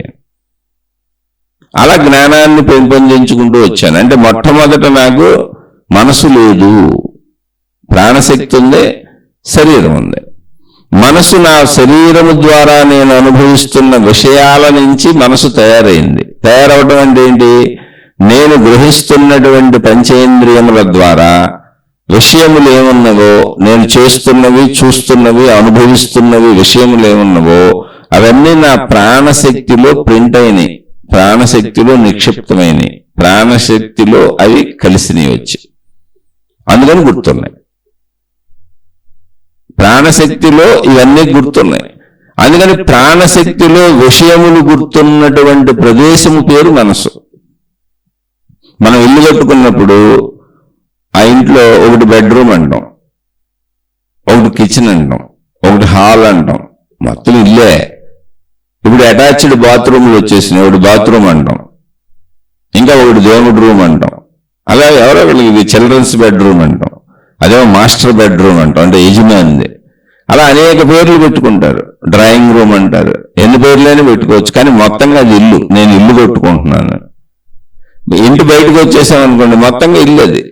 ఇంటి లోపలికి వెళ్ళామనుకోండి, ఎవరైనా బంధువులు వచ్చినప్పుడు చూపిస్తాం, ఇదిగోండి ఇది మా కిచెన్ అండి, ఇదేమో మాస్టర్ బెడ్రూమ్ అండి, అదేమో పిల్లల బెడ్రూమ్ అండి, ఇదేమో కామన్ హాల్ అండి, ఇదేమో గెస్టుల బెడ్రూమ్ అండి. అలా రకరకాలుగా చెప్తూ ఉంటాం, కానీ మొత్తంగా అది ఇల్లు. మొత్తంగా ఏంటి? అది ఇల్లు.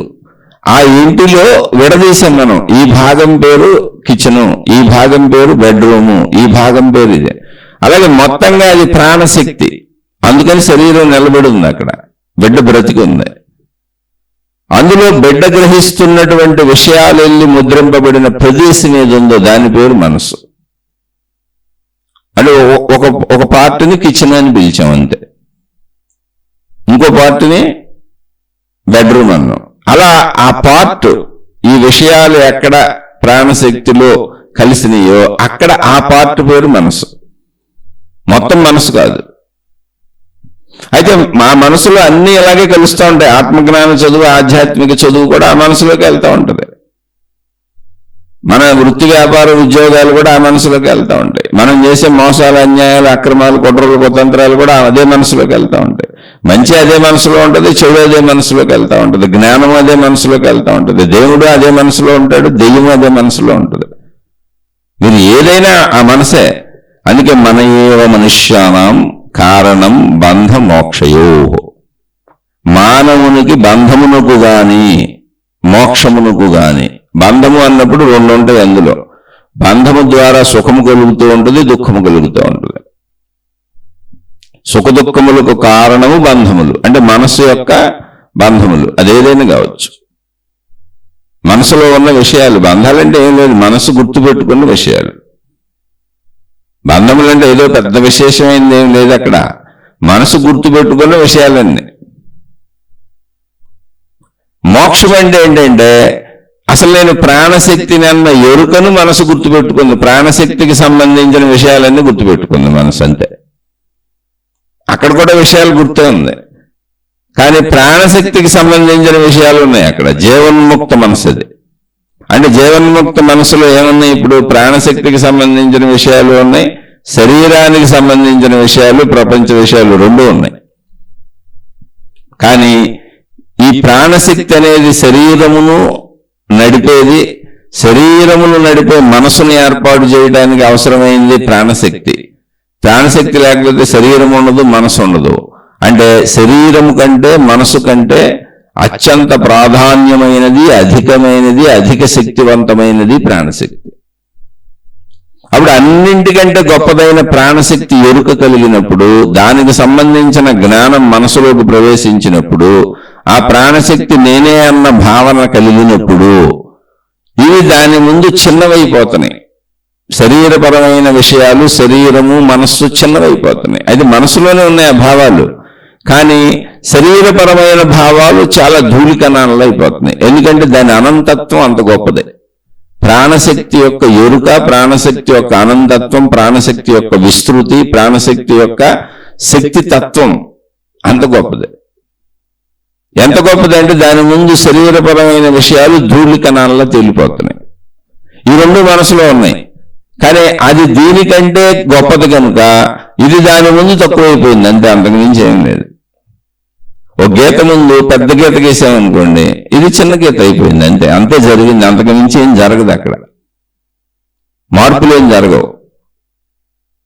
అవి దానికంటే విలువైన విషయం తెలుసుకున్నాం కనుక, శరీరం కంటే విలువైన విషయం ప్రాణశక్తి అని తెలుసుకున్నాం కనుక, ఆ విలువైన ప్రాణశక్తికి అసలు నశింపు లేదు, మరణము లేదు, అది మార్పు చెందదు.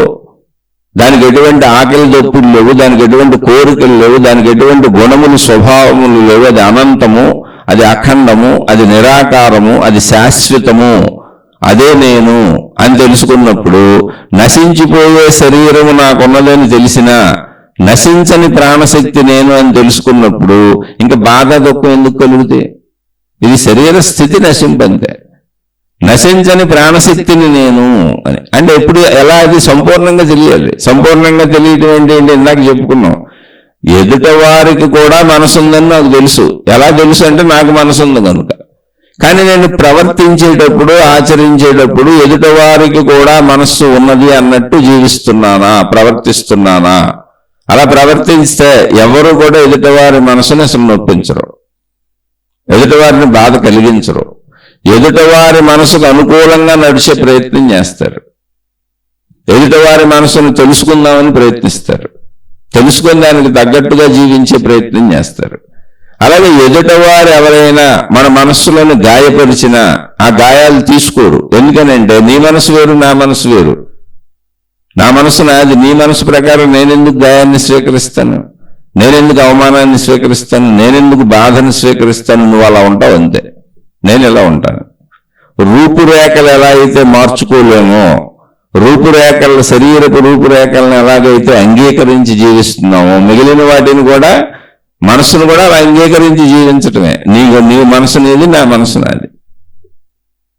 అంత స్పష్టంగా జీవించగలిగినప్పుడే మనసు ఉన్నది అనే విషయాన్ని నువ్వు గ్రహించినట్టు, ఆచరణలోకి వచ్చినప్పుడే. అంటే నిజంగా ఎదుటి వారికి కూడా మనసు ఉన్నది, ప్రపంచంలో మనుషులందరికీ మనసులు ఉన్నాయి, ఎవరి మనసు వాళ్ళకు ఉందని తెలుసుకున్న వాళ్ళు ఎవరు కూడా ఇతరులను దుఃఖపెట్టరు, ఇతరుల ద్వారా వీళ్ళు దుఃఖపడరు. ఇతరులను బాధ పెట్టరు, ఇతరుల ద్వారా వీళ్ళు బాధ కూడా పడరు. ఇతరులు బాధ పెట్టచ్చు, కానీ వీళ్ళు బాధపడరు.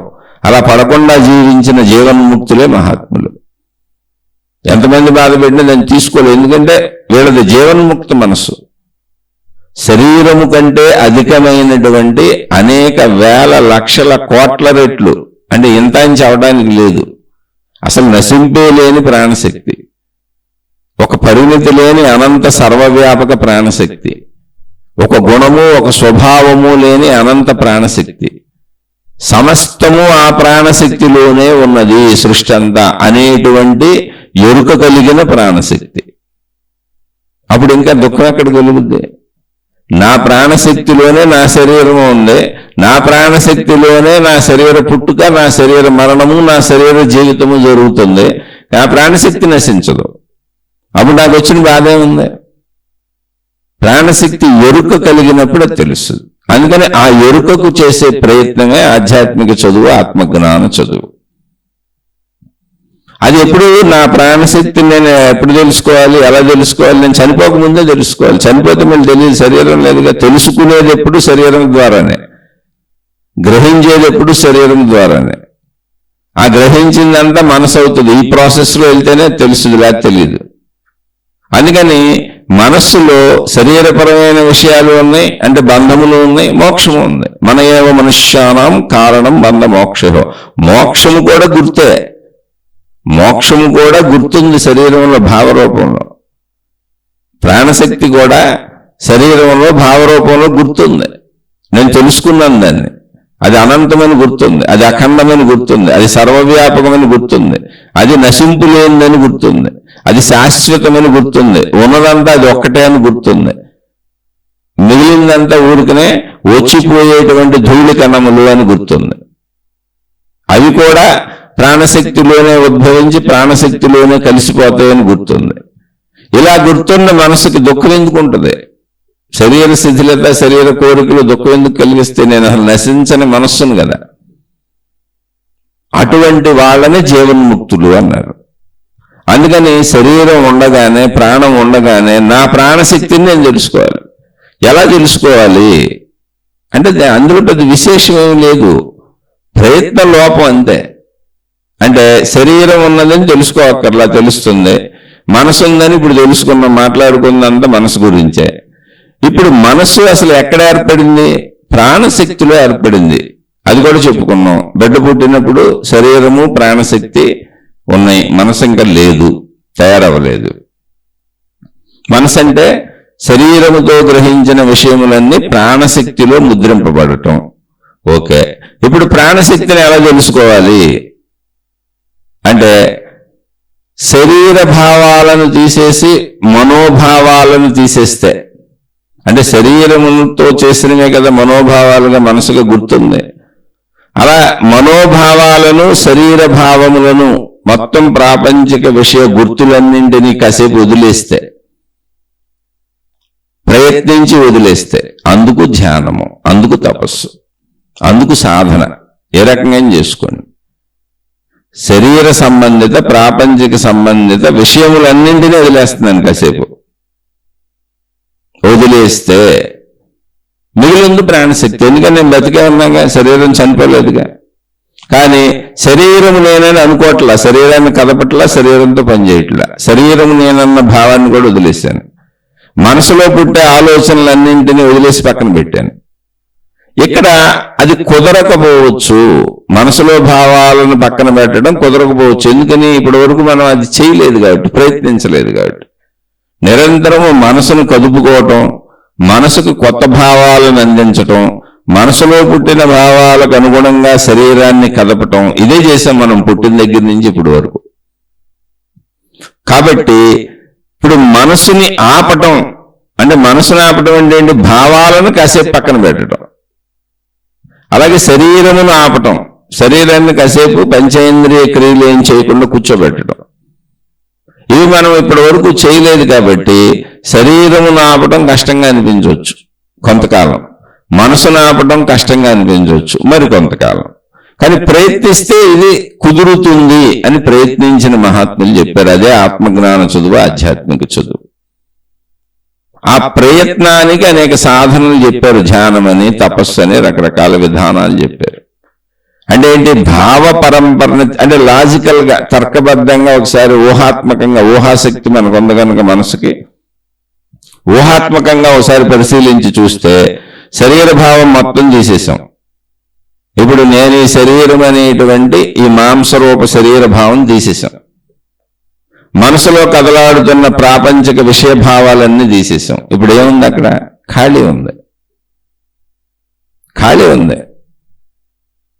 ఇప్పుడు మీరు ఒక చోట ధ్యాన స్థితిలో కూర్చోండి, అలా ఎక్కడో చోట ఊరికినే అలా కూర్చోండి, కళ్ళు మూసుకోండి.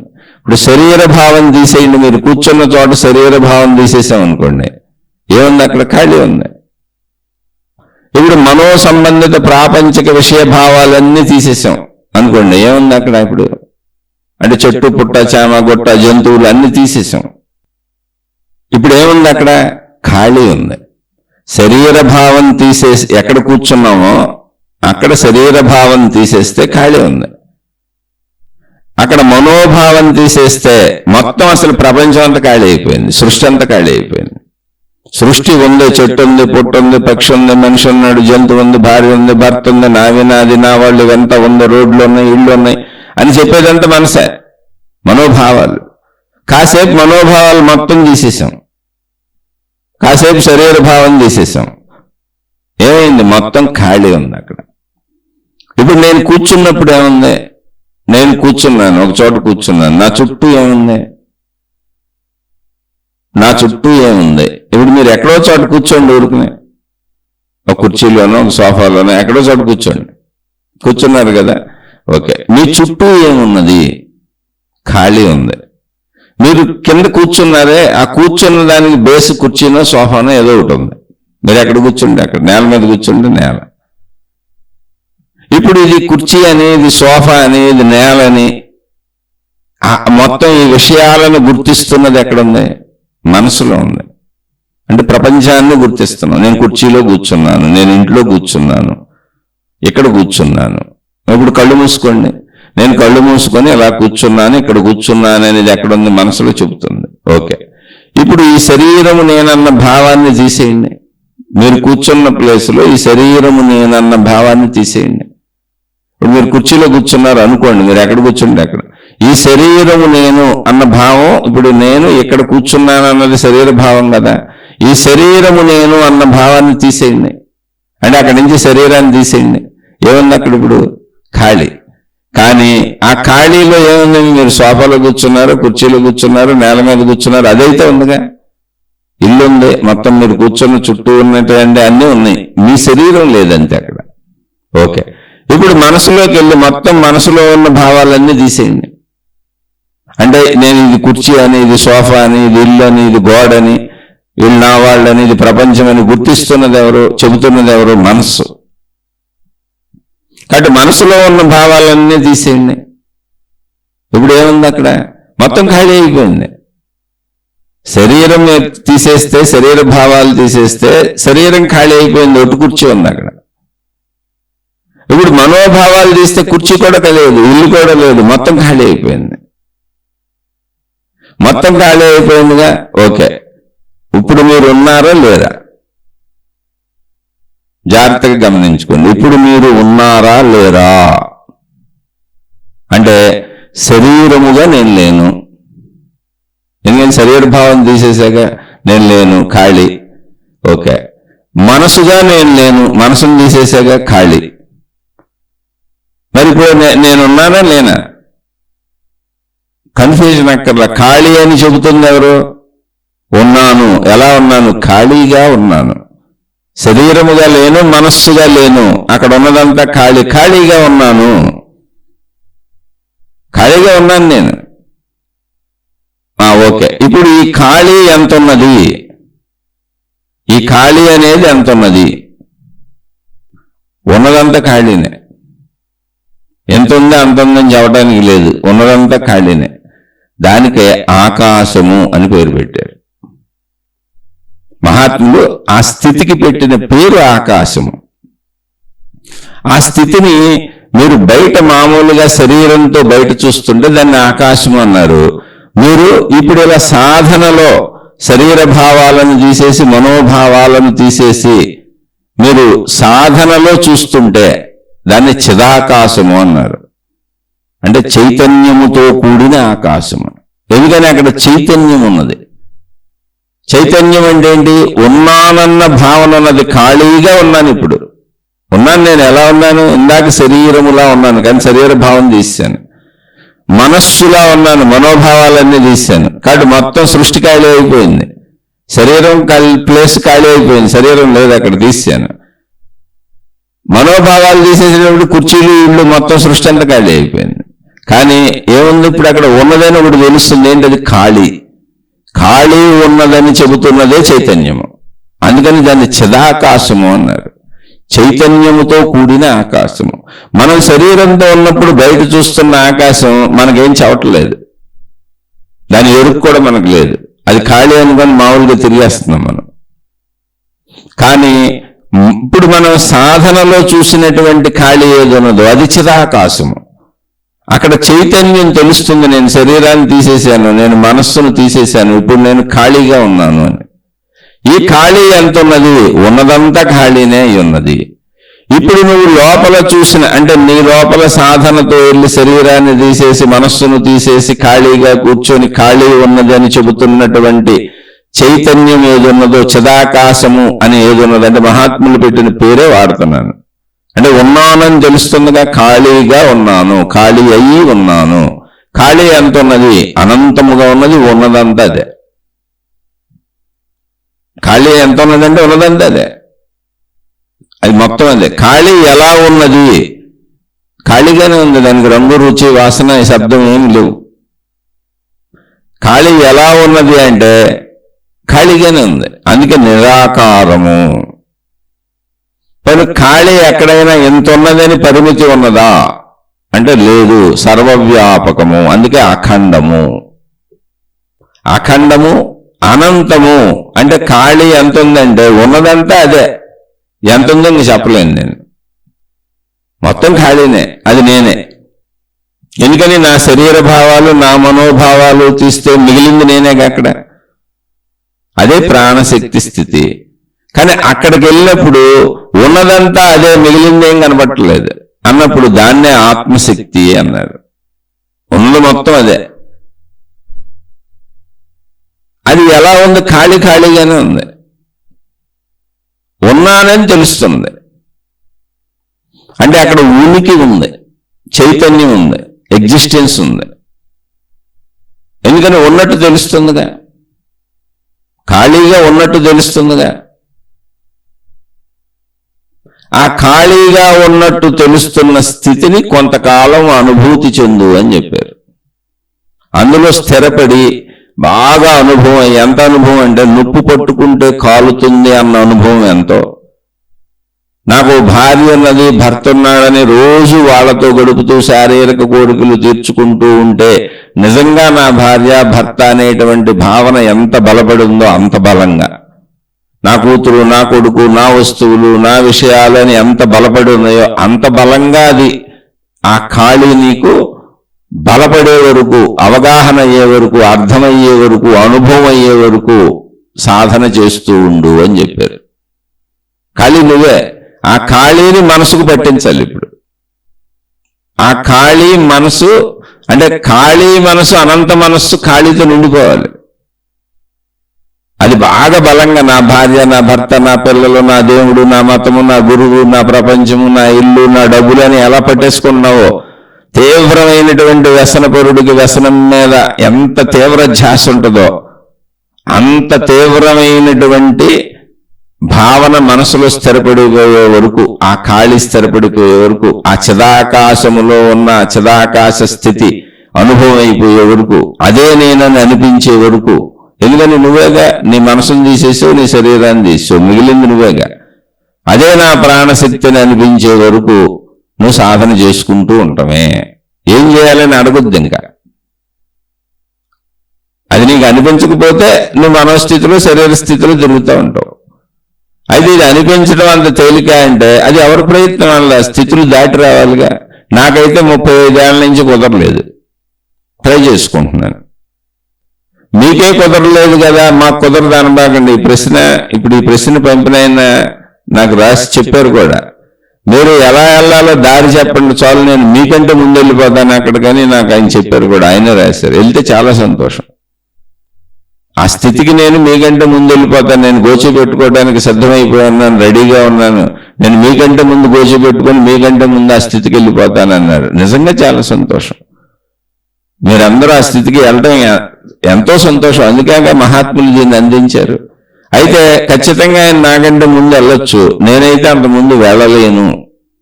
ఎందుకనంటే నేనే చెబుతున్నాను, నా కుటుంబ బాధ్యతలు ఉన్నాయి, నా భార్య పిల్లలు ఉన్నారు, నా పిల్లల జీవితంలో ఇంకా సెటిల్ అవ్వలేదు. నా భార్యను చివరి వరకు, అంటే నేనున్నంత వరకు ఆవిడ్ని చూడాలని అనుకుంటున్నాను. ఎందుకంటే మాకు చూసేవాళ్ళు వేరే వాళ్ళు ఎవరు ఉంటారు, ఎవరు బాధ్యతలు వాళ్ళు చేయాలి. అసలు వేరే వాళ్ళు ఉన్నా కూడా బాధ్యతలు కర్తవ్యములు అనేవి నిర్వర్తించాలిగా శరీరపరంగా. అందుకని శరీరపరంగా అవన్నీ నేను చేస్తూనే ఉంటాను, వాటి మీద ధ్యాస వెళ్తూనే ఉంటుంది. అలానే అవి చేస్తూ ఈ ధ్యాసను, నా ప్రాణశక్తి ధ్యాసను, ఈ ఆధ్యాత్మిక చదువుని, ఆత్మజ్ఞాన చదువుని మర్చిపోకూడదు. కనుక సాధనకు అనుకూలంగా రోజు దీన్ని శీర్షికల రూపంలో చెబుతూ ఆ భావాలను కూడా మనసులో నిలుపుకుంటున్నాను. మరి ఇవన్నీ ఎంత వివరంగా చెప్పేవుగా నువ్వు సాధన చేస్తున్నావంటే నేను చేయట్లా, నాకు కుదరట్లా సాధన. ఎందుకని? నేను ఆ సాధనలోకి వెళ్ళాలన్నప్పుడు నా కొడుకో, నా కూతురో, నా భార్యో, నా ఆర్థిక బాధలో, నా శారీరక బాధలో, నా కుటుంబక సమస్యలు అడ్డం వస్తున్నాయి. వాటిని వదిలించుకొని వాటిని తోసేసి వెళ్ళాలని నేను అసలు అనుకోవట్లేదు. వీళ్ళని మా నడిసంద్రంలో వదిలేసి వెళ్ళిపోవాలని నేను అనుకోవట్లేదు. నా పిల్లలు సెటిల్ అయిపోతే, వాళ్ళకి ఏదో ఒక దారి దొరికితే, ఆ దారి దొరికే వరకు నేను వాళ్ళకి సాయంగా ఉంటాను. ఎందుకంటే నేను కదా కన్నా నీ భూమి మీదకి వాళ్ళని తీసుకొచ్చింది నేను. బాధ్యత కర్తవ్యము అంటే అది. బాధ్యతలు వదిలేసి పారిపోయేవాళ్ళు అసలు విధానమే కరెక్ట్ కాదు. అది అసలు విధానమే మనిషిగా, మానవుడిగా కరెక్ట్ కాదు అది, అంటే నా దృష్టిలో. కాబట్టి నాకు 35 ఏళ్ళైనా పొందలేకపోయానంటే ఇంకా 40 ఏళ్ళైనా పొందలేకపోవచ్చు, ఒకవేళ అసలు జీవితంలోనే పొందలేకపోవచ్చు. ఎందుకంటే బాధ్యతలు ఎప్పుడు పూర్తవుతాయో నాకేం తెలుసు. బాధ్యతలు పూర్తి అవ్వాలి, నా మనసుకు శాంతి రావాలిగా. కాబట్టి నా కూతురు కొడుకు సెటిల్ అవ్వాలి. అయితే సెటిల్ అయ్యే స్థితిలోనే ఉన్నారు. ఇప్పుడు మా అమ్మాయికి MS పూర్తి అయిపోయింది, ఏదో ఉద్యోగం చేసుకుని వివాహం చేసుకుంటే కొంతవరకు నేను ఇంకా అక్కడ వదిలేయచ్చు, వాళ్ళ ధ్యాస వాళ్ళు బతుకుతారు, ఆవిడకు తోడు దొరికింది. అలాగే మా అబ్బాయి ఇంకా చదువుకుంటున్నాడు, బీటెక్ 3rd ఇయర్లో ఉన్నాడు, ఇంకా పైన చదువుతాడేమో తెలియదు. అతనికి కూడా ఏదో ఒక ఉద్యోగం వచ్చి అతను వివాహం చేసుకుని భార్య చేస్తే వదిలేయచ్చు, అతని జీవితంలో అతనికి తోడు దొరికింది, ఇంకా బ్రతుకుతాడు అని. ఈ లోపుగా నేను ఒకవేళ బ్రతుకుంటే నా బాధ్యతలకు అవే చేస్తాను, చనిపోతే నాకు ఈ లోపల నేను చేయగలిగింది ఏం లేదు. కానీ ఉంటే మాత్రం బాధ్యతలుగా మనసులో ఉన్నాయి నాకు. ఎందుకని? నా ధర్మాలు నేను కరెక్ట్గా చేయాలి. అసలు ముందు ధర్మాచరణ కదా ముఖ్యం, ఇక్కడ మోక్షం ముఖ్యం కాదు. ధర్మాచరణ చేయకుండా మోక్షంకి వెళ్ళిపోవడం వల్ల ఉపయోగమే ఉంది. నా ధర్మాచరణ నేను చేయాలిగా. అలాగే భార్య, నాతో వచ్చిన ఒక భార్య, నేను ఆవిడతో జీవితం గడిపాను, పిల్లల్ని కన్నాను. ఇప్పుడు ఆవిడ కూడా వృద్ధాప్య స్థితిలోకి వచ్చిన ఆవిడే, మరి ఆవిడికి తోడెవరు ఉంటారు చివరి వరకు? కాబట్టి నా ధర్మంగా ఆవిడికి నేను చేయవలసినవి చేస్తాను. అలాని ఇవి చేస్తూ ఉన్నప్పుడు మనసు ఎక్కడికి వచ్చింది? శరీర స్థితిలోకి వచ్చింది, మానసిక స్థితిలోకి వచ్చింది, ప్రాపంచిక స్థితిలోకి వస్తుంది, ఇక్కడే ఉంటుంది. కాబట్టి నేను ఒకవేళ సాధన దానికి వెళ్ళి కూర్చొని చేద్దామని అనుకున్నా ఈ స్థితులు నాకు అడ్డం వస్తూ ఉంటాయి. అందువల్ల నేను పొందను కూడా అని చెబుతున్నా. నేను ధర్మాచరణను వదిలి నేను వెళ్ళి మోక్షాన్ని పొందను. అది నాకు దొరుకుద్దన్నా నేను వదిలిపెట్టాను, నేను చేయాల్సింది అన్నీ చేస్తాను. అంటే నేను అన్ని పూర్తి చేసుకొని సంతృప్తిగా వెళతాను, సంతృప్తిగా ఆ మోక్షాన్ని పొందుతాను, సంతృప్తిగా నిర్వాణాన్ని పొందుతాను, సంతృప్తిగా నా చివరి స్థితిని, నా అంతిమ స్థితిని, నా సంపూర్ణత్వాన్ని పొందుతాను. అసంపూర్ణంగా నా హృదయంలో నేను అసంపూర్ణుడను అనే భావాన్ని నేను మిగిల్చుకోను. ఇది నా మానసిక స్థితిలో నాకు అనిపిస్తున్నది. కానీ సాధన అయితే ఇంతే. ఎవరైనా దీనికి అనేక మంది అనేక లక్షల రకాలుగా చెప్పొచ్చు. ఇక అది చెప్పేవాళ్ళు వినేవాళ్ళని బట్టి అది వాళ్ళ కర్మ అవుతుందా అదృష్టం అవుతుందో తెలియదు. అసలు ఏమీ చెప్పలే రమణ భగవానులు, చాలా సింపుల్గా ఒక్క మాట చెప్పారు, నిన్ను నువ్వు తెలుసుకొని. నిజమైన మహాత్ములు గందరగోళాలు సృష్టించరు, స్ట్రైట్గా ఉన్నది ఉన్నట్టుగా చెబుతారు. నిన్ను నువ్వు తెలుసుకో అన్నారు, అంతే, ఒకటే మాట. అలా ఇది సాధన అంతే. శరీరం మనకు ఎలాగో తెలుస్తుంది, దాన్ని తెలుసుకోక్కర్లేదు. ఎందుకంటే జీవించడమే శరీరంతో కనుక నిరంతరం తెలియబడేది శరీరమే. శరీరం నేనన్న భావన ఎప్పుడు పెరుగుతూనే ఉంటుంది. శరీర కదలికలకి మూలమే మనస్సు కాబట్టి మనసును గురించి కూడా తెలుసుకోక్కర్లా. మనసు ఎప్పుడు తెలుస్తూనే ఉంటుంది, ఎందుకంటే అది తెలిస్తేనే శరీరం కదులుద్ది. కాబట్టి ఇక్కడ తెలుసుకోవాల్సింది ప్రాణశక్తిని. అలా తెలుసుకోవాలంటే ఏముంది, ఇప్పుడు చెప్పుకున్నాక కూర్చోండి, ఎక్కడో చోట కూర్చోండి, కళ్ళు మూసుకోండి, ఏకాంతంగా కూర్చోండి, ప్రశాంతంగా కూర్చోండి, శరీర భావాన్ని తీసేయండి అని చెప్పినాను. తేలిక నేనే తీయలేకపోయానని చెబుతున్నా. ఊహాత్మకంగా అని ముందే చెప్పా, జ్ఞానపరంగా. అది అనుభవపరంగా అయ్యే వరకు ప్రయత్నిస్తూ ఉండాలి. మళ్ళీ అనుభవపరంగా అనేది పదాలు మాత్రమే అక్కడ వాడేది. మనసు ఆ స్థితిని పట్టుకోవాలంటే, ఆ ఖాళీ స్థితిని మనసు బాగా పట్టుకోవాలి. అప్పుడు అది జీవన్ముక్త మనస్సు అవుతుంది అంతే. అయితే దానికి మరి ఇక్కడ అడ్డంకులుగా నాకు నా భార్య పిల్లలు ఉన్నారు. వాళ్ళకి చెయ్యాలి, నా ధర్మం నేను పాటించాలి, నేను చేయవలసినవన్నీ చెయ్యాలి అనేటువంటిది నాకు ఉన్నది. దాన్ని మీరు మోహం అని కూడా అనొచ్చు. దానికి చాలా మంది మోహం అని పేరు పెట్టారు. ఇప్పుడు మోహం అని పేరు పెడితే నువ్వు పెళ్లి చేసుకోకుండా ఉండాల్సింది, భార్యతో కాపురం చేయకుండా ఉండాల్సింది, పిల్లల్ని కనకుండా ఉండాల్సింది, అన్నీ చేసేసి అయ్యో ఇవన్నీ అయిపోయి ఇప్పుడు భార్యాభర్తలు నేను గొడవలు వచ్చి వాళ్ళు నా మాట వింటలేదని బాధ కలిగి, వీళ్ళందరూ నాకు అనుకూలంగా లేరని దుఃఖం కలిగి, వీళ్ళని పోషించలేకపోతున్నానే అని, వీళ్ళ కోరికలు తీర్చలేకపోతున్నానే, వీళ్ళు నాకు అనుకూలంగా ఉంటున్నానే అని ఘర్షణలు పడి, అందులోంచి వచ్చిన దాన్ని వైరాగ్యం అనుకొని, వైరాగ్యం కాదు నీకు వచ్చింది విసుగు, నేను ఇవన్నీ వదిలిపెట్టి పారిపోతానని దానికి మోహము బంధం అని పేరు పెట్టుకుంటే దాన్ని ద్రోహము అని నేను అనుకుంటున్నాను అంతే. అటువంటి ద్రోహిగా నేను అవదలుచుకోలేదు. లేదా నీకు ముందే అంత అర్థమైంది అనుకో, చక్కగా పెళ్లి చేసుకోబాక, పెళ్లి చేసుకొని కాపురం చేసి పిల్లల్ని కానీ రోడ్ల మీద వదిలిపెట్టి వెళ్ళిపోతానండి అట, స్త్రీలైనా పురుషులైనా. అయితే అది మీ ఇష్టం అంటున్నా. ఇక్కడ మళ్ళీ ధర్మాలు ఎవరికాళ్ళగా ధర్మాలు మనస్సు తయారు చేసుకునేది అనుకునేది. ఒకవేళ నీ మనసు నీకు అలా చెప్పి నువ్వు మోక్షాన్ని పొందుతానంటే పొందు, నో ప్రాబ్లం. మరి మోక్షం పొందడం అయితే ఇంతే, నా ప్రాణశక్తిని నేను తెలుసుకోవటం. ఎందుకంటే అద్భుతమైనది, పెద్ద విశేషాలు ఎక్కడా లేవు. ఎవరన్నా చెప్పిన వాళ్ళు మిమ్మల్ని బురుడీలు కొట్టేస్తున్నారు అంతే. స్ట్రైట్గా నిజమైన మహాత్ములు అలా కూర్చొని అలా చెప్పారు అంతే. మీరు వెళ్ళి ఒక నిసర్గదత్త మహారాజు, ఒక రమణ మహర్షి బోధలు చదువుకోండి. నిన్ను నువ్వు తెలుసుకోమన్నారు అంతే. అసలు వాళ్ళని అడిగితే మనకి నిన్ను నువ్వు తెలుసుకోమన్నారా కానీ వాళ్ళ గురించి అడిగితే నేను అదే అన్నారు, నేను అనంత ఆత్మస్వరూపుడను అంతే. ఎక్కడ చెక్కు చెదరలు ఆ మాట మొదటి రోజు నుంచి చివరి వరకు ఒకటే మాట చెప్పారు. అంటే స్ట్రైట్గా ఉంటాయి అడ్డదారులు, వంకరదారులు, నిలువుదారులు, రకరకాలుగా మనుషుల్ని కన్ఫ్యూజ్ చేయటాలు. ఇదంతా కూడా తెలిసి తెలియని మిథ్యాజ్ఞానంతో, మిడిమిడి జ్ఞానంతో మాకంతా తెలుసని ప్రజల్ని మభ్యపెట్టి, ప్రజల్ని మోసపుచ్చి రకరకాలుగా తీసుకువెళ్ళేటువంటి అనేక మంది చేరిపోతారు అందులో. ప్రతి చోట మానవుడిలో ఉన్నటువంటి కల్మషత్వం, చెడు అన్ని చోట్ల దూరిపోద్ది, ఆ ముసుగేసుకుంటుంది. కాబట్టి మీరు వెళ్తున్న మార్గాలు మీకు శాంతిగా, హాయిగా, సరైన దిశలో మిమ్మల్ని మీకు చూపిస్తూ, మీలో చెడును పోగొట్టి మంచిని పెంచుతూ, మీరు మీకు అర్థమయ్యేలా చేస్తూ ఉంటే మార్గాలన్నీ కరెక్ట్. ఇంతకు మించి పెద్ద దారేమీ లేదు అక్కడ.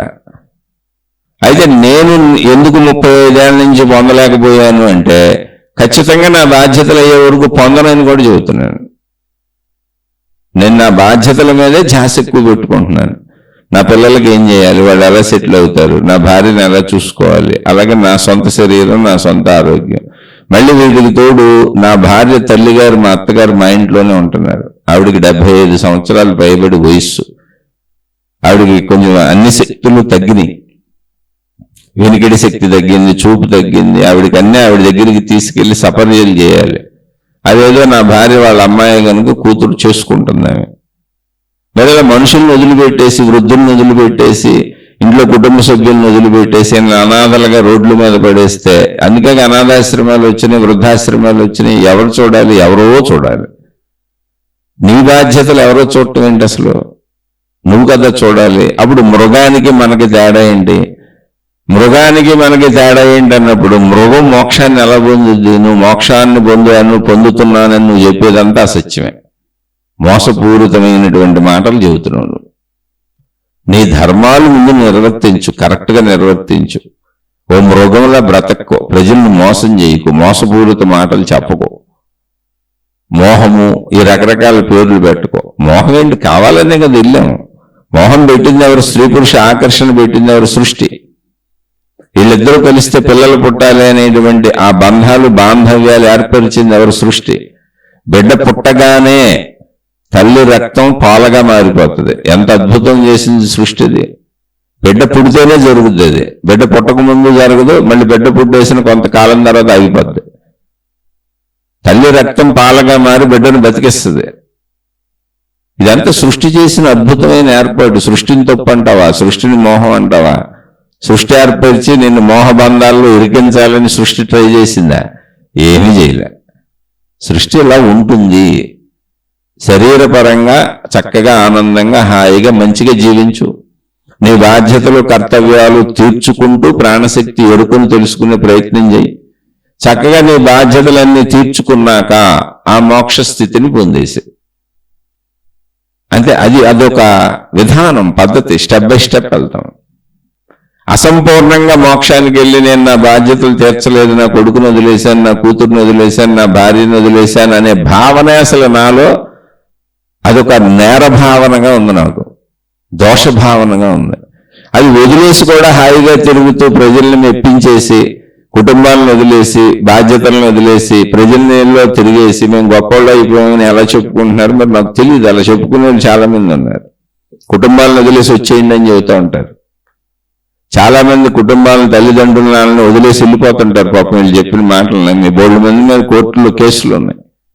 అనేక మంది గురువుల మీద, మాతాజీల మీద, సంస్థల మీద కోర్టులో కేసులు ఉన్నాయి. మా పిల్లలు మమ్మల్ని వదిలిపెట్టి వాళ్ళని నమ్మి వెళ్ళిపోయారని. ఏముంటుందండి? నీ ప్రాణశక్తి నువ్వు ఎక్కడ కూర్చున్నా తెలుసుకోవచ్చు.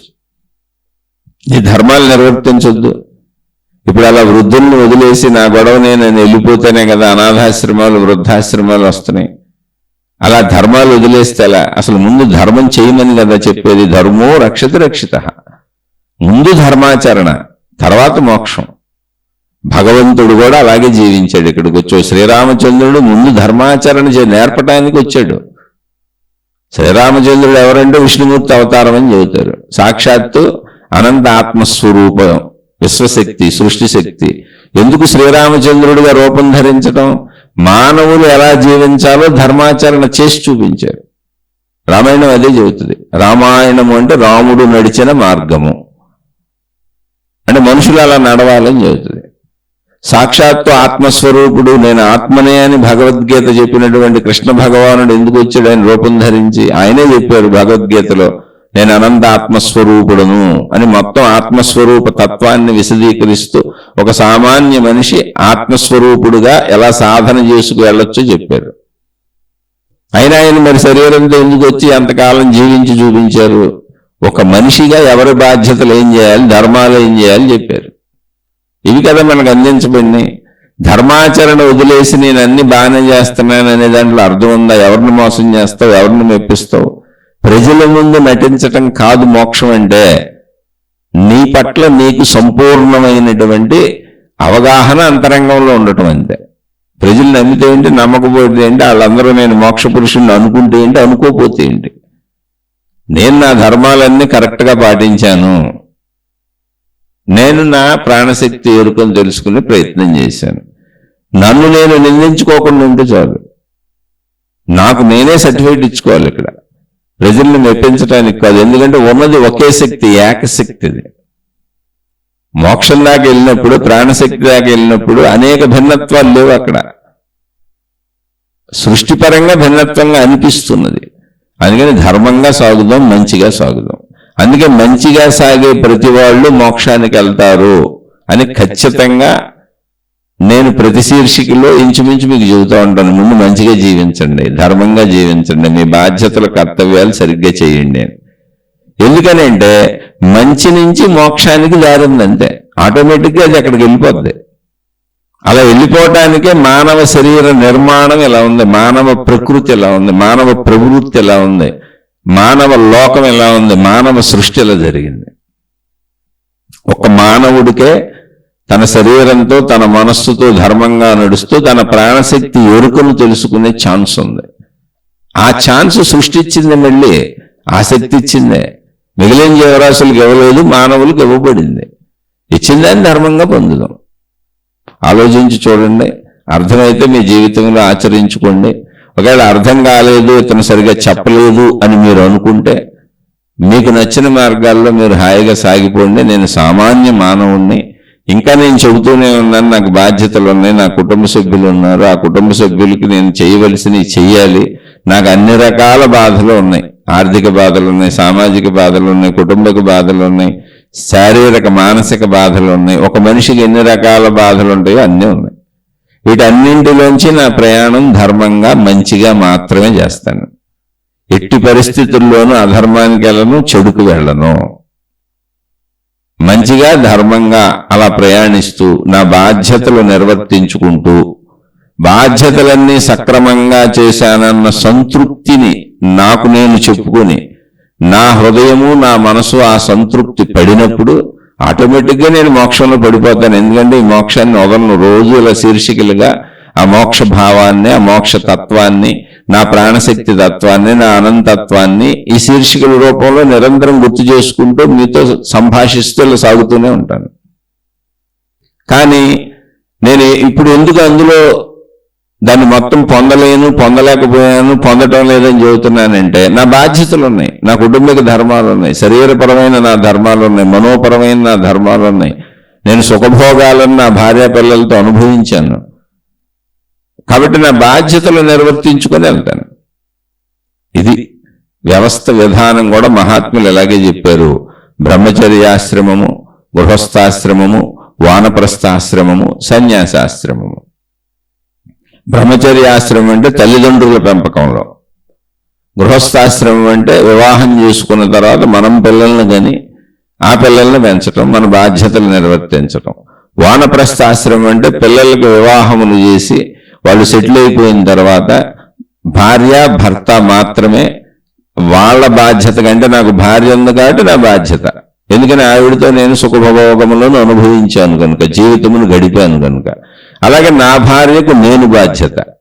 అలా వీళ్ళిద్దరూ కలిసి ఒకరి బాధ్యతలు ఒకరు నిర్వర్తించుకుంటూ వానప్రస్థాశ్రమం గడపాలి. అంటే పిల్లల జీవితాలు ఒళ్ళు పెట్టి వాళ్ళని కెలికేసి కంపు చేయకుండా వాళ్ళ మీద పెత్తనాలు మానేసి, అయ్యా ఇంకా మీ జీవితం మీరు జీవించండి అని. ఒకవేళ మనం కలిసే ఉండొచ్చు పిల్లలతో, కానీ వానప్రస్థాశ్రమం భావన అంతే. నేను నా భార్య లేదా నేను నా భర్త, పిల్లలు వాళ్ళ గొడవలు వాళ్ళు పడతారు, కుదిరితే దాన్ని ఎంత సహాయం చేద్దాం అంతే. కానీ బాధ్యత లేదు, కర్తవ్యం లేదు, అది తీర్చేసాం. వాళ్ళని పెద్దవాళ్ళని చేసి వివాహాలు చేసేసాం, ఇంకా వాళ్ళ బ్రతుకు వాళ్ళు బ్రతకగలిగే స్థాయికి వచ్చారు. ఈ వానప్రస్థాశ్రమంలో భార్య భర్త ముందు చనిపోతారు, ఎవరో ఒకళ్ళు ముందు చనిపోతారు. మిగిలిన వాళ్ళది సన్యాసాశ్రమం. సన్యాసం అంటే సమస్తము న్యాసము, వదిలివేశాను, ఇంకెవరు నాకు బాధ్యతలు లేవు ఈ భూమి మీద, ఎటువంటి బంధాలు లేవు, నా కర్తవ్యములన్నీ పూర్తయిపోయినాయి అనేటువంటి ఆత్మతృప్తితో నేను నా ప్రాణశక్తి ఎరుకలోకి ప్రవేశిస్తాను. ఆటోమేటిక్గా జరుగుద్ది అది. మంచిగా బతికే వాళ్ళందరికీ ఇది వింటూ ఇలా చేసుకుంటూ ధర్మంగా ఉంటూ మంచి చేస్తూ నిత్యం ఆ భావాన్ని పోగొట్టుకోకుండా ఆ భావ సాధన చేసుకుంటూ, వీలైతే కన్నా కూర్చొని కాసేపు ధ్యానమో మళ్ళీ కాసేపు తపస్సు, కొంచెం ఆ భావాన్ని దృఢపడేలా చేసుకుంటూ మళ్ళీ భౌతిక ధర్మాలు కరెక్ట్గా పాటించుకుంటూ అలా సాగే వాళ్ళకి చక్కగా చెప్పారు సన్యాసాశ్రమం. అప్పుడు ఆటోమేటిక్గా మన భావం అందులోకి వెళ్ళిపోతుంది. శరీరం ఉండగానే భావం అందులోకి వెళ్ళిపోతే జీవన్ముక్త స్థితి. ఒకవేళ ఆ భావాన్ని తెలుసుకుంటూ శరీరం వదిలేస్తే విదేహముక్తి అన్నారు. ఇలా సాగుతూ శరీరం వదిలేశారు, బాధ్యతలు అయిపోయినాయి, సంతృప్త జీవితం, కానీ మరణం కూడా వచ్చేసింది హఠాత్తుగా. అప్పుడు విదేహముక్తి అన్నారు. అంటే దేహం లేదు కానీ మోక్షం వచ్చింది వాళ్ళకని. ఎందుకని మొదటి నుంచి మోక్షాన్నే పట్టుకొని ప్రయాణిస్తూ ధర్మాచరణ చేస్తున్నారు. అది అందుకని మోక్ష మార్గాన్ని వదలకుండా, మోక్షం అంటే ఏం లేదు, నా ప్రాణశక్తి ఎరుక, నా శరీరము, నా మనస్సు, నా ప్రాణశక్తి. నా ప్రాణశక్తి ఎరుకే మోక్షం. ప్రాణశక్తి ఎరుక అన్నప్పుడు శరీర మనోపరమైన విషయాలను వదిలివేయకూడదు. అది ఎప్పటి వరకు? చివరి వరకు శరీరం ఉంటుంది. శరీరం ఉన్నంత వరకు శరీర బాధ్యతలు ఏంటో అవి పూర్తి చేసుకురావాలి. అలా ఆలోచించి అర్థం చేసుకోండి. అర్థమైన వాళ్ళు ఆచరించుకోండి. అర్థం కాలేదు, సరిగా చెప్పలేదు అనుకున్న వాళ్ళు మళ్ళీ చెబుతున్నా, నేను చాలా సామాన్యుణ్ణి, నన్ను క్షమించి వదిలివేసి మీ మార్గాల్లో మీరు హాయిగా సాగిపోండి. శుభమస్తు. మీకు మీ కుటుంబ సభ్యులకు మేలు చేకూరుగాక. మరలా మరొక కొత్త శీర్షికతో కలుసుకుందాం.